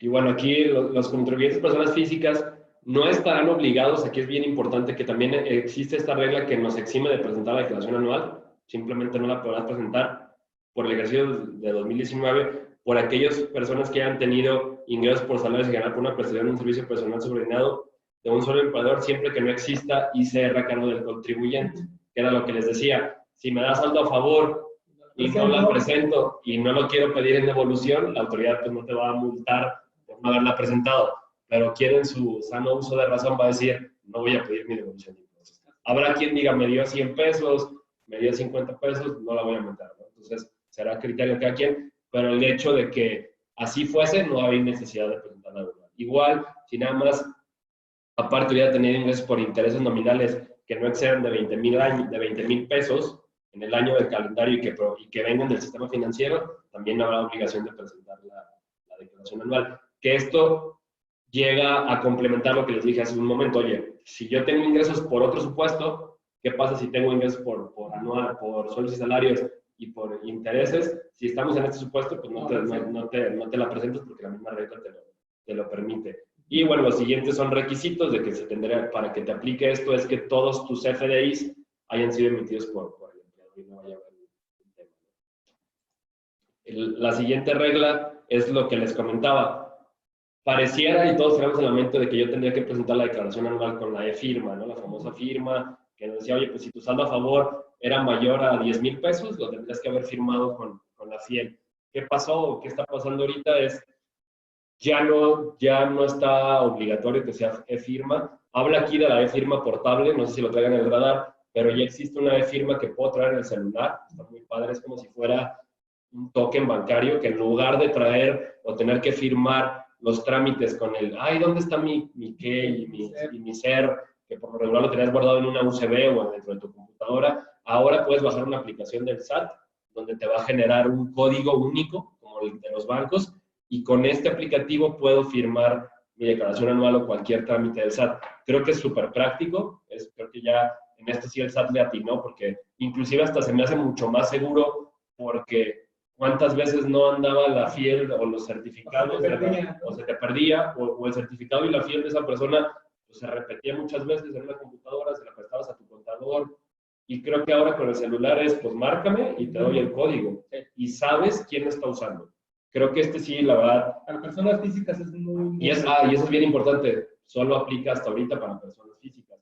Porque en una persona moral se pierde el sentido de, pues, a quién se la doy, ¿no? Todo eso. Entonces, pero para que lo traigan en el radar. Digo, ya nada más para cerrar este punto es lo que les comentaba. Puedo mandar mi devolución automática con la contraseña, es decir, sin FIEL, siempre y cuando no exceda 150,000 pesos, y el único requisito que nos pone adicional para aquellos contribuyentes que tienen saldos a favor mayores a 10,000 pesos y menores a 150,000 pesos que van a usar la contraseña es que tu cuenta bancaria en la cual se te va a devolver el saldo a favor sea una cuenta que el SAT tenga dentro de la plataforma. De hecho, si ustedes se meten ahorita a su aplicativo, te van a aparecer las cuentas que el SAT ya tiene como validadas que están a nombre tuyo. Si te metieras al aplicativo y no hay ninguna cuenta con esta dentro del sistema cargado en automático no podrás mandarla con contraseñas si tu saldo a favor es mayor a 10,000 pesos. Entonces, aquí te habla que debe estar un banco certificado. La única manera en la que te vas a dar cuenta si está certificado o no ese banco es dentro del aplicativo. Si no te aparece ninguna cuenta, pues ya no lo vas a poder hacer. A mí me aparece una cuenta que tuve hace muchos años, que no sabía que sigue vigente, pero puede ser que te aparezca esa cuenta. Digo, yo no me animaría a pedirla ahí porque no sé pues, qué pasó con esa cuenta, ¿no? Entonces, hay que tener cuidado también en eso, valdría la pena. Si fuera así, pues no pasa nada, preséntala, si ya tienes la Fiel, preséntala con la Fiel y pon tu nueva cuenta bancaria y no deberías de tener ningún tema. Nada más aquí para recordar, esta es la tabla anual. Recordemos que la tasa de retención en México es hasta el 35%, y la mecánica de la determinación del impuesto, pues bueno, son mis ingresos acumulables, gravables, no los exentos, mis deducciones autorizadas, que fue las que habló Alejandro. Sí. Esto es solo para sueldos y salarios, sí, no se me confundan con los demás títulos. A esa base le voy a aplicar la tarifa que estaba mostrando anteriormente, y eso me va a dar mi impuesto anual. Le voy a restar mi ICR retenido, ya sea por mi patrón o ya sea por lo que se me ha retenido en el extranjero, y bueno, eso me dará un ICR a cargo o un ICR a favor. Si es un ICR a favor, pues lo puedo solicitar en devolución. Si hubiera optado porque mi patrón me haga el cálculo anual y me da un ICR a favor, lo que regularmente pasa es que ese saldo a favor se compensa contra tus retenciones de los próximos meses, ¿vale? Nada más, también tengo la opción de compensarlo. Así es. También, si me quedo con ese saldo a favor, lo puedo dejar ahí, y si el siguiente año me da un impuesto a cargo, lo puedo compensar, ¿vale? Y aquí nada más, este estímulo de las colegiaturas ya lo mencionó Alex, solamente que hay un error en el aplicativo que no te permite meter las deducciones autorizadas si tú ya llegaste al límite del 10% de tus ingresos acumulables. Recuerden que las deducciones autorizadas no podrán exceder del 10% de tus ingresos acumulables. Entonces, si yo ya llegué a ese límite, recordemos que este beneficio salió mediante un decreto, y en el propio decreto te dice que esta deducción no deberá ser incorporada al límite de las deducciones del 10%. Entonces, por ser un estímulo y no por ser un estímulo y no una deducción. Entonces, si llegáramos a estar ante este escenario, aquí sí hay un tema importante porque el aplicativo no te permite meter esta deducción. Yo les diría, lo primero que yo haría, la verdad, Prodecon en este tipo de trámites ayuda bastante, entonces habría que buscarlo, o en todo caso, presentarla anual de esta manera, pero impugnarla y ver si es que te da un beneficio importante también. Habrá que ver el análisis, pero si pudiera haber alguien que tenga 3 hijos, recordemos que este monto es por hijo, alguien ahí que tenga más de 3 hijos y que diga, oye, no inventes, no estoy pudiendo deducir todo, pues hay que ver la manera y se debe de poder, porque en la misma mecánica del decreto te lo aclara, ¿vale? Ya por último, ya para terminar, Alex, si quieres. El aplicativo, que dentro de las preguntas que hemos visto voy a contestar algunas de las que son más recurrentes sobre el aplicativo, ¿no? Bueno, igual nos permite ingresar ya sea mediante contraseña y los que no tenemos Fiel, y mediante Fiel en caso de tenerla. Lo primero que nos pide es determinar lo que le llama la autoridad del perfil, es decir, qué tipos de ingresos puedo yo tener. Y aquí viene algunas personas que puedan tener ingresos por salario, pero también por actividades profesionales, es decir, por servicios profesionales, algunos otros por actividad empresarial o algunos otros tipos de ingresos de los ya mencionados aquí como dividendos y demás. Yo aquí en el aplicativo escojo cuáles son los ingresos que voy a declarar. Usualmente en automático, dadas las actividades que tenemos dadas de alta, nos pone los ingresos sugeridos o el tipo de ingresos sugeridos. Una vez que ya elegimos los ingresos, lo primero que nos aparece solamente son los ingresos, en este caso solo dejamos sueldos y salarios, nos aparecen los montos totales, pero hay un detalle. Este tiene que ser confrontado con el visor, y una de las preguntas o algunas de las preguntas que estamos viendo en el chat es que no coinciden ni siquiera el visor con este monto. Desgraciadamente sí, es correcto, todavía la página del SAT tiene varios errores, y lo que hay que hacer es, como decía, solicitar una aclaración ante la autoridad para que se corrija esta situación. ¿Por qué? Porque son errores del sistema y de programación, no son errores quizás del patrón. Hace rato con el visor hablábamos de que ya me di cuenta que tengo timbrados 2 quincenas o que me faltó que timbrar una quincena. Bueno, ese en particular es un error que tiene que resolver mi patrón, pero este que mencionan, que también lo hemos visto, en donde yo veo el visor, tengo mis 12 meses bien timbrados, coinciden con mis recibos de nómina, coinciden con lo que yo sé que recibí, pero cuando vengo al aplicativo del SAT, resulta que tengo más ingresos o menos ingresos, o alguien mencionó el ISR retenido. Mis ingresos están correctos, pero mi ISR retenido no está correcto. Hay una pestaña adicional ahí donde dice detalle, donde nos permite hacer ciertas correcciones a los montos de lo que tenemos como ingreso. Ahí sí nos permitiera, no en todos los casos nos permite hacer correcciones, en algunos sí, ahí es donde nos podría permitir corregir este tema del ISR retenido. Habría que explorar en cada caso porque el aplicativo, aunque debería ser único y estándar, no lo es, ¿no? Tiene sus bemoles el aplicativo, ¿no? Una vez que en la pestaña que sigue vamos a mostrar que el aplicativo es muy amigable en el sentido de decirnos qué información nos falta. Ahí se alcanzan un poco pequeños a ver puntitos en rojo, que quiere decir que yo tengo que llenar algo, ¿no? Ingresos exentos, por ejemplo, o en este caso mostramos que hay diferentes tipos de ingresos, entonces yo me tendría que meter a cada uno de ellos a imponer la información que me pide el aplicativo. Si solo son sueldos y salarios, que es todo lo que hemos estado hablando el día de hoy, pues solo tendremos que cumplir con los ingresos exentos y algunas otras cosas de las que nos piden, ¿no? Y aquí viene el tema, creo, perdón, que tiene más preguntas en cuanto al aplicativo, que son mis deducciones.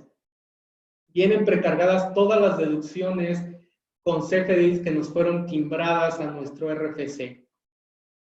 Como comentaba, hubo un primer aplicativo que publicó el SAT y liberó a principio de año, con el que nos permitía hacer ejercicios para familiarizarnos con la plataforma.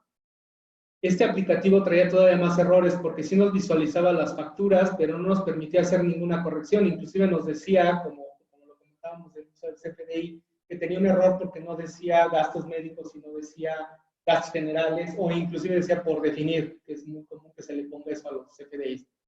La plataforma anterior no nos permitía hacer ninguna corrección, simplemente nos visualizaba la factura y nos decía que esa factura no era deducible porque no traía el uso correcto.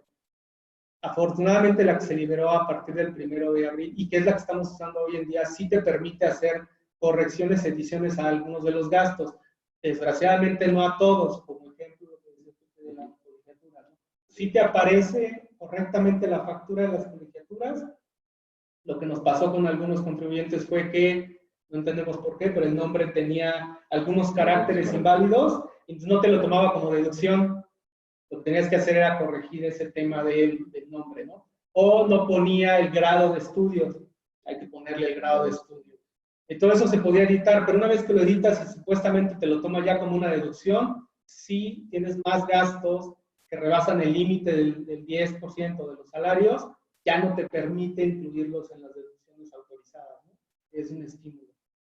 Para contestar la pregunta de alguien que nos decía si estaba funcionando correctamente el aplicativo en cuanto a los gastos, la respuesta es no para todos los casos. Sí tiene errores que tendrían que ser enviados a soporte técnico de la autoridad, o en todo caso, como decía José, con la PRODECON, que es un organismo que sí nos ha ayudado a tratar de que la autoridad corrija estos errores.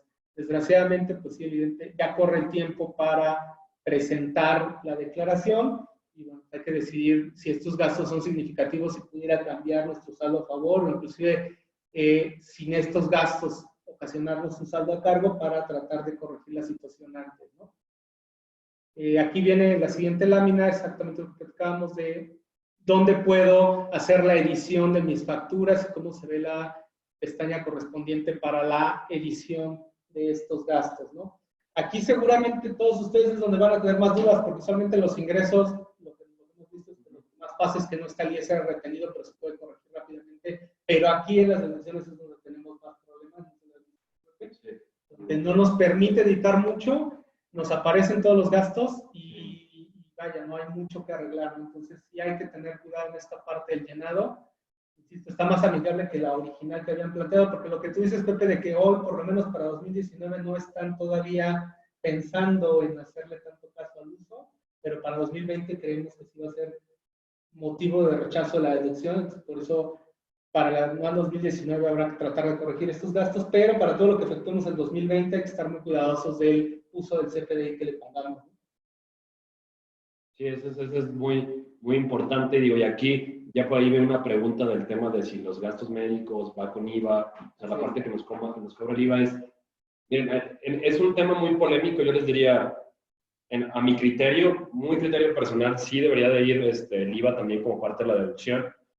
Inclusive, les comentaba, si se meten a la página de Prodecon, en uno de los análisis a las deducciones personales, él comenta, habla del caso de los lentes, no de un caso de seguro de gastos médicos mayores, pero comenta que debe de estar dentro de tu gasto porque es una erogación.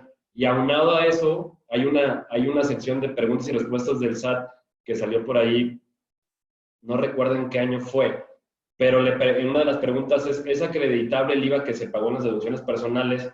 Y el SAT contesta, no, toda vez que se trata de una deducción autorizada, por lo que al ser una deducción personal, el IVA pagado se considera parte del gasto efectuado. Y eso sí viene como una respuesta al SAT. Entonces, no vas a encontrar en deducciones personales o dentro de sueldos y salarios una redacción que te diga que el IVA es parte del gasto. Para mí, creo que hay muchos elementos para hacerlo deducible. Sin embargo, en el aplicativo no te está reconociendo ese IVA como parte del gasto y no hay manera de modificarlo. Es a lo que iba.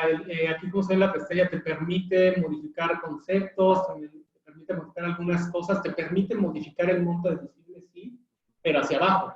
Es decir, usualmente nos pone 0 como deducible cuando falta algún dato, como el CFDI, si se usó para gastos médicos o no.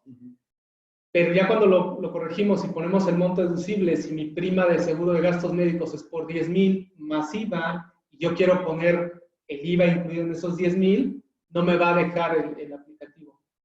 No me va a permitir poner un monto mayor a lo que ya se cargó, que es la base antes de IVA. Entonces, contestando la pregunta, como dice Pepe, sí creemos que hay elementos para poder cuestionar la deducibilidad del IVA adicional, pero desgraciadamente en este momento la autoridad no lo ve así y sus aplicativos están diseñados para que tú deduzcas solamente el gasto sin IVA, y no solo aplica para este concepto, aplica para todos los conceptos que tengas, ¿no? Gastos funerarios, por ejemplo, es lo mismo. Sí, el seguro de vida no vas a tener tema porque no lleva IVA. Transporte tampoco, pero estos gastos, el tema de los lentes, el tema de los gastos médicos mayores, sí vamos a tener este punto. Lamentablemente, digo, la única que si llegara a ser un tema es, pues no la presentes en automático y métela a tu manual, y ahí sí te debería de permitir agregarlo a reserva de ver qué te contesta la autoridad. Creo que si ustedes ven que el monto es considerable, pues yo haría ese análisis o esa opción de presentarlo manual y meter la deducción personal con todo y el IVA. Quizá a lo mejor también entiendo la autoridad de decir, oye, pues tengo que poner estos candados porque si no, pues todo el mundo me va a teclear deducciones mucho mayores a las que tengo con CFDIs y me voy a meter en este tema de rechazar en automático todo. También entiendo esta parte que es un proceso automático, a lo mejor no lo está haciendo con este afán de no tenerla, simplemente si tú no estás de acuerdo con el cálculo, tú la puedes presentar manualmente. Recuerden esto. Entonces, también el otro tema es las deducciones personales por colegiatura. Si aquí no te permite modificarlo, pues vámonos por la manual. A ver si nos deja, ¿no? Ajá. Y una de las preguntas que no también es importante porque puede estar surgiendo es que sean, oye, en el caso de yo revisé mi aplicativo, mi declaración, todo parecía perfecto, la envié y el motivo de rechazo fue que hay la discrepancia de mi retenedor y solo tengo un retenedor. Sí, también la autoridad ha estado enviando cartas de invitación a los contribuyentes para aclarar supuestas discrepancias, es decir, que a veces no coincide el impuesto pagado con el impuesto retenido vía CFDIs. Entonces, probablemente el patrón del que hizo esta pregunta está en esta situación de que le están cuestionando que no pagó todo el ISR retenido, ese puede ser una causa. Y supuesta además, porque tampoco quiere decir que esté correcto, ¿no? La autoridad ha cometido bastantes errores en estas cartas de invitación. Entonces, ahí la recomendación es acercarse con el patrón para ver si no está en un proceso de este tipo, de revisiones o algo así, porque no encontramos otra razón para que le haya establecido el SAT motivo de rechazo. Otro es que no oficialmente, pero el SAT sí utiliza a veces tácticas dilatorias para la devolución de los impuestos a todos los niveles. Puede ser, eso sí me ha tocado ver en años anteriores, que presentas tu declaración con devolución automática, pasa un tiempo, te la rechazan, dejas pasar un tiempo, la vuelves a presentar exactamente igual y te hacen la devolución, ¿no? Entonces puede ser también hasta una táctica dilatoria para pasar la devolución del impuesto. Hay muchas causantes, pero todas se deben de analizar caso por caso, ¿no? Digo, y no quiere decir que sea una práctica en la autoridad, digo, es simplemente tienen esa posibilidad. Así es, ¿no? La propia ley existe, entonces es como es. Perdón, nos pasamos por ahí 5 minutitos, espero haya sido, pues les haya servido de algo la breve conferencia. Vamos a comenzar, sé que algunos tendrán que irse, vamos a comenzar a leer las preguntas que nos hicieron, y trataremos de irlas contestando. Habrá algunas en las que me gustaría confirmarlo con los expertos, sobre todo el tema de, si me preguntan ya el cálculo de la exención o cuánto es la parte que estaría grabado exenta, es un tema, lo podría decir de manera general, pero es un tema que obviamente lo tiene que ver pues, el cálculo general, y un tema de exención siempre es un poco complicado. Daré la generalidad, pero habría que analizarlo cada uno de los casos. Entonces comenzamos con las preguntas. No sé si ustedes las vean. Este aplicativo yo lo tengo en mi pantalla, digo, creo que lo voy a ir leyendo y vamos escuchando las preguntas.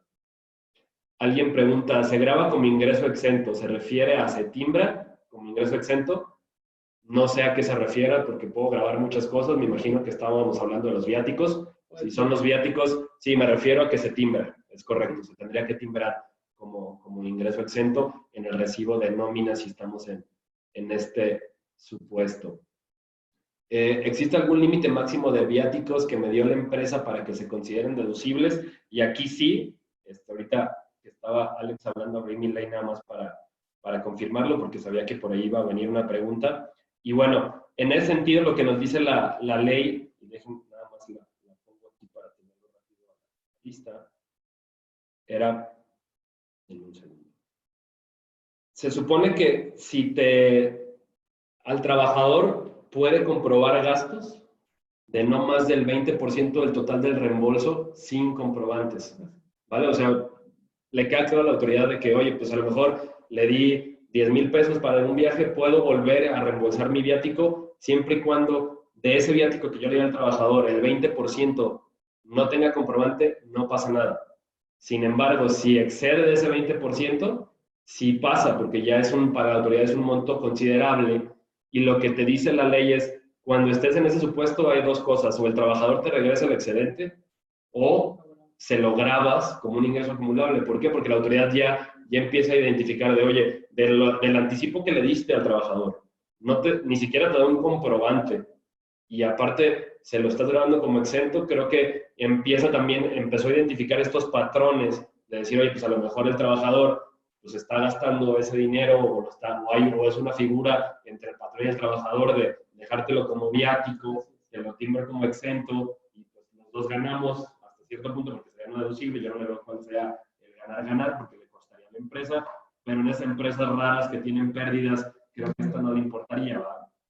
Entonces, lo que trata de limitar aquí el legislador una es esa, y la otra es ese monto de ese 20% que te hablo en un inicio no puede exceder de 15,000 pesos al año, que es un monto creo que ya bajo. Entonces, si llegáramos a rebasar ese 20% extra que estábamos platicando, que si de ese reembolso de viáticos 20% no se da más del 20% sin recibo, tenemos que llevar una cuenta del trabajador para ver cuánto rebasa. O sea, si estoy dentro, grábense en la cabeza, si estoy dentro del 20% cada reembolso, tengo que voltear a ver también cuánto lleva de los 15,000, porque en el momento en el que rebase esos 15,000 pesos, o te lo regresa el trabajador en efectivo, o se lo grabas al trabajador. Ahora, puede darse el caso que vas a tener esos supuestos.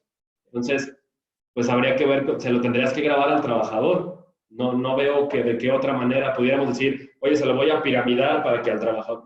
No, porque estaríamos dándole la vuelta a una obligación fiscal. Entonces hay que tener mucho cuidado en este punto.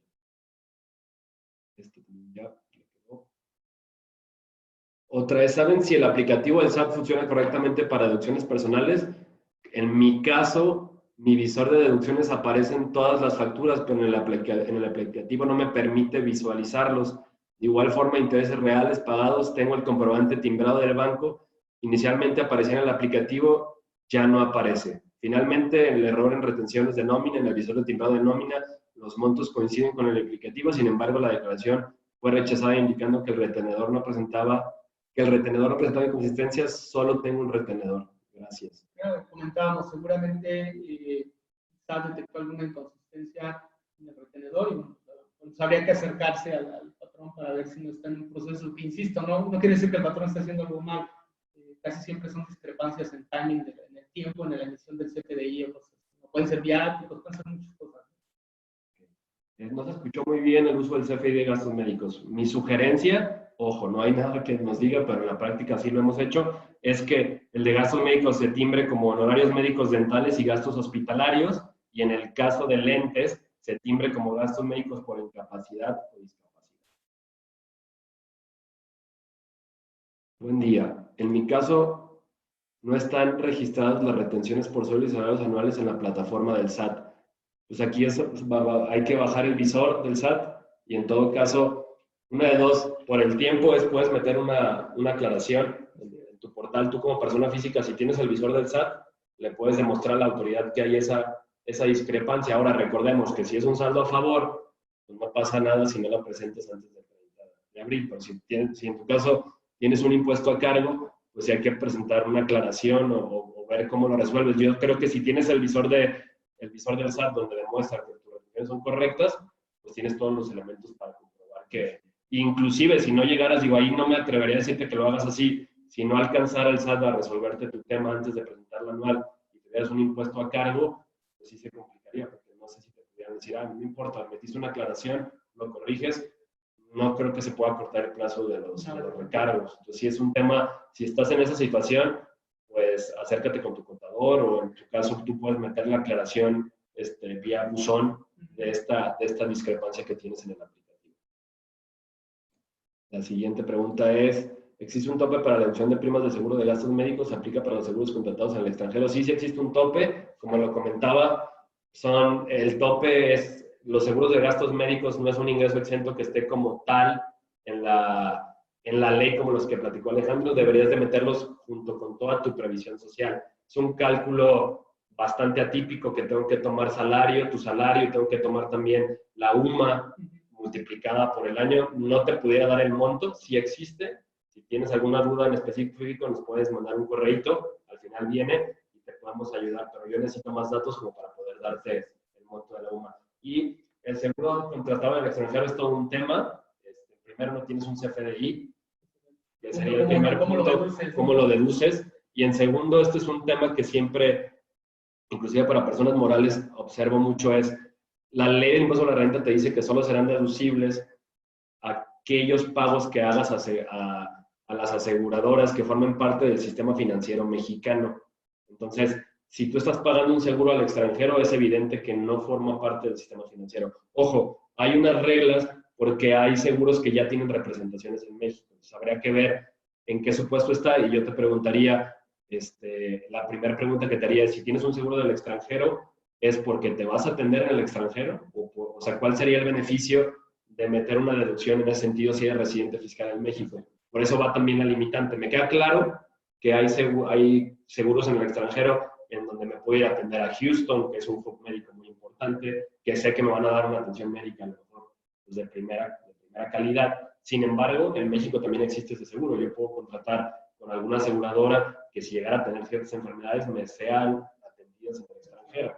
Entonces, entiendo un poco el por qué. Yo te diría, de entrada, no veo cómo lo puedas deducir. Como viste en el aplicativo, ni siquiera te lo permite y no estarías cumpliendo con el requisito de tener un CFDI emitido por una compañía mexicana y además que esté pagado en México. Habría que ver cómo lo pagaste, ¿no? Esta sería la otra.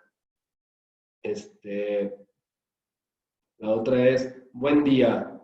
Ingresos por dividendos recibidos en USA, donde se retuvo ya el 10% del ICR, se acumula para México. Así es, se debe de acumular y este es un ingreso distinto a sueldos y salarios dentro de tu cálculo de tu declaración anual.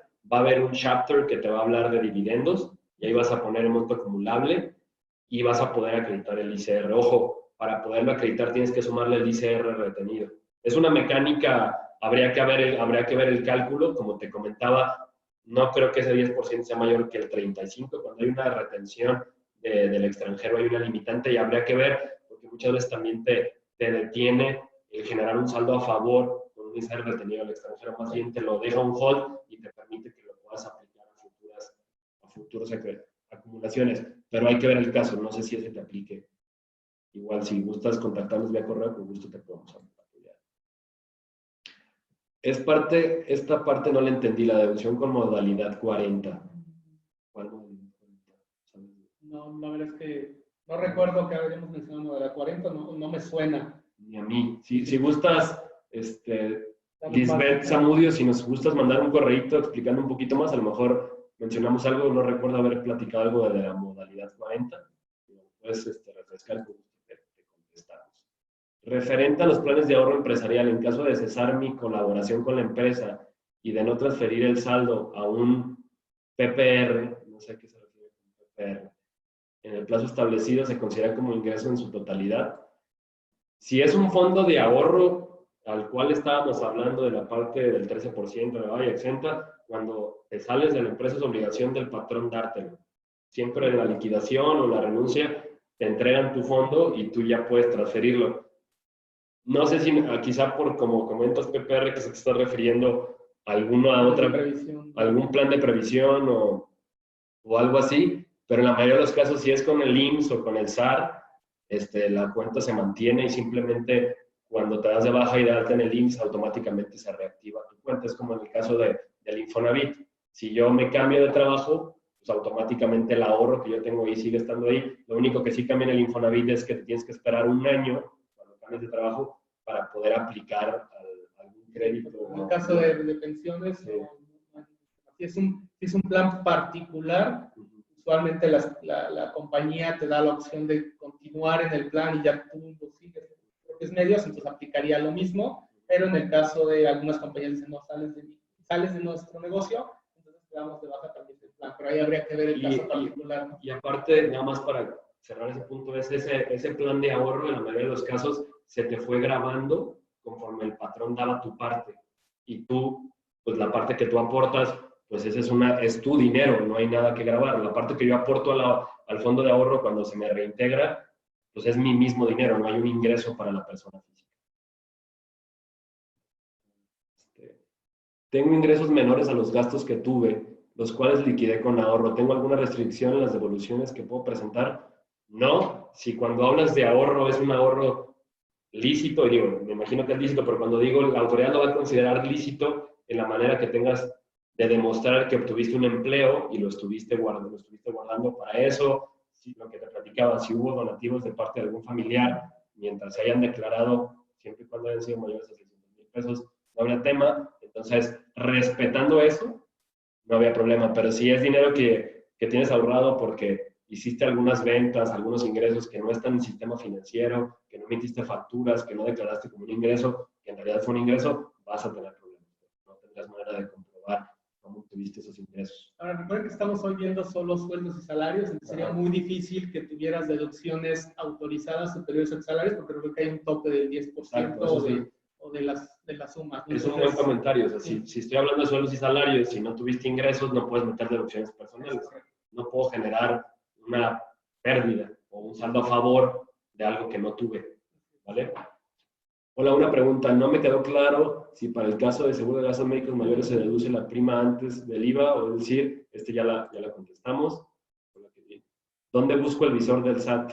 En la página del SAT, y así tal cual hay un apartado dentro de otras opciones que se llama visor de nóminas, o la más fácil hoy para todos hoy en día, googleamos visor nómina SAT y nos aparece la liga para acceder.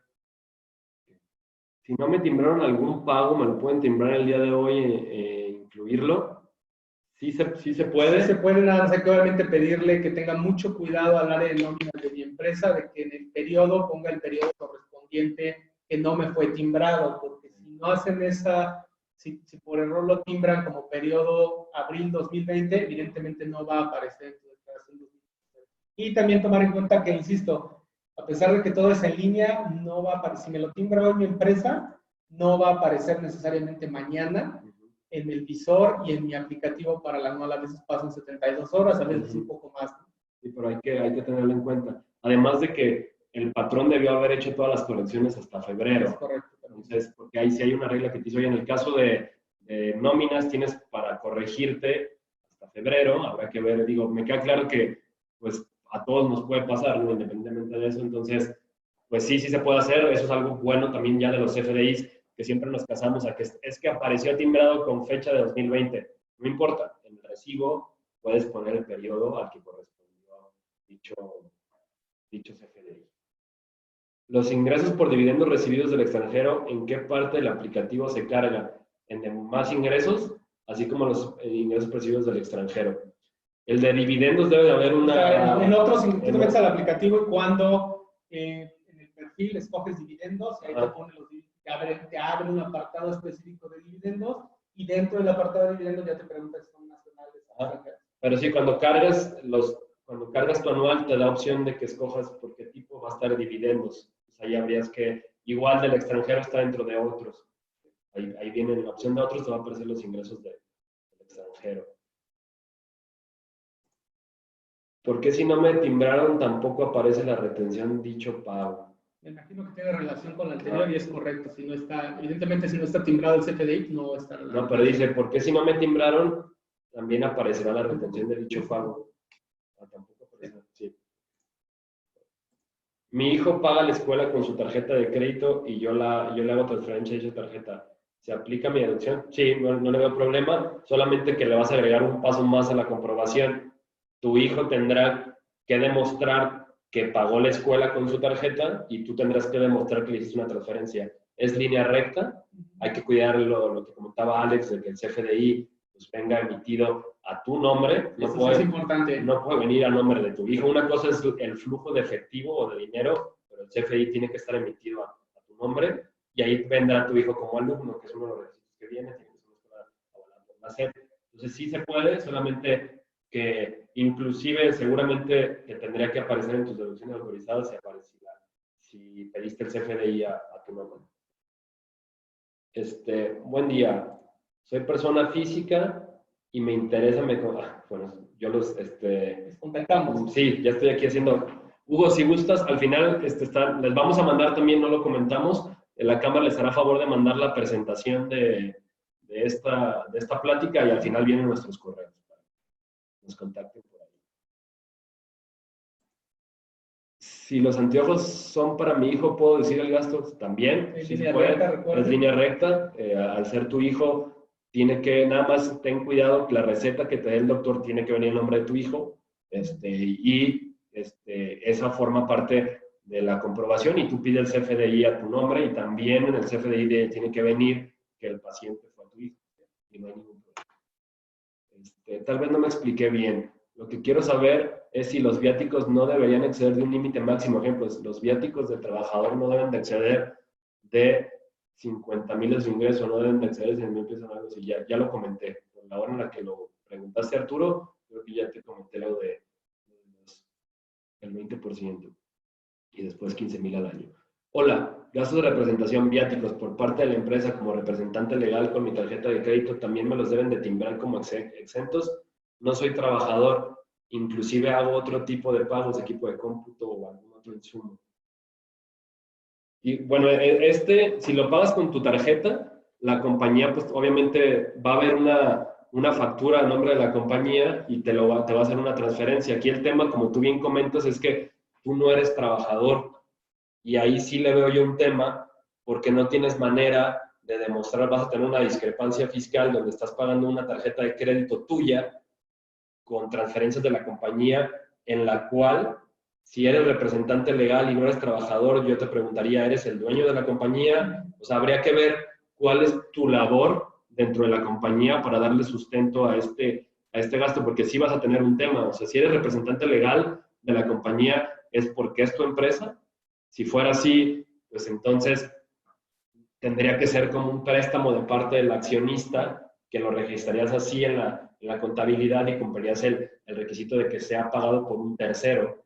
y tendrías la evidencia de por qué lo estás haciendo. Pero tienes que buscar, yo te preguntaría cuál es la razón por la que tú, al no tener una relación laboral, porque me estás comentando que no recibes un sueldo por parte de la compañía, ¿qué beneficio tienes tú? Creo que va por la parte de que debes de ser accionista, o a menos que tengan un horario, o a ver qué, tendríamos que verlo por ahí, pero si gustas, sí le veo un tema si no tuvieras ninguna relación con la compañía, porque sí habría una discrepancia, además de que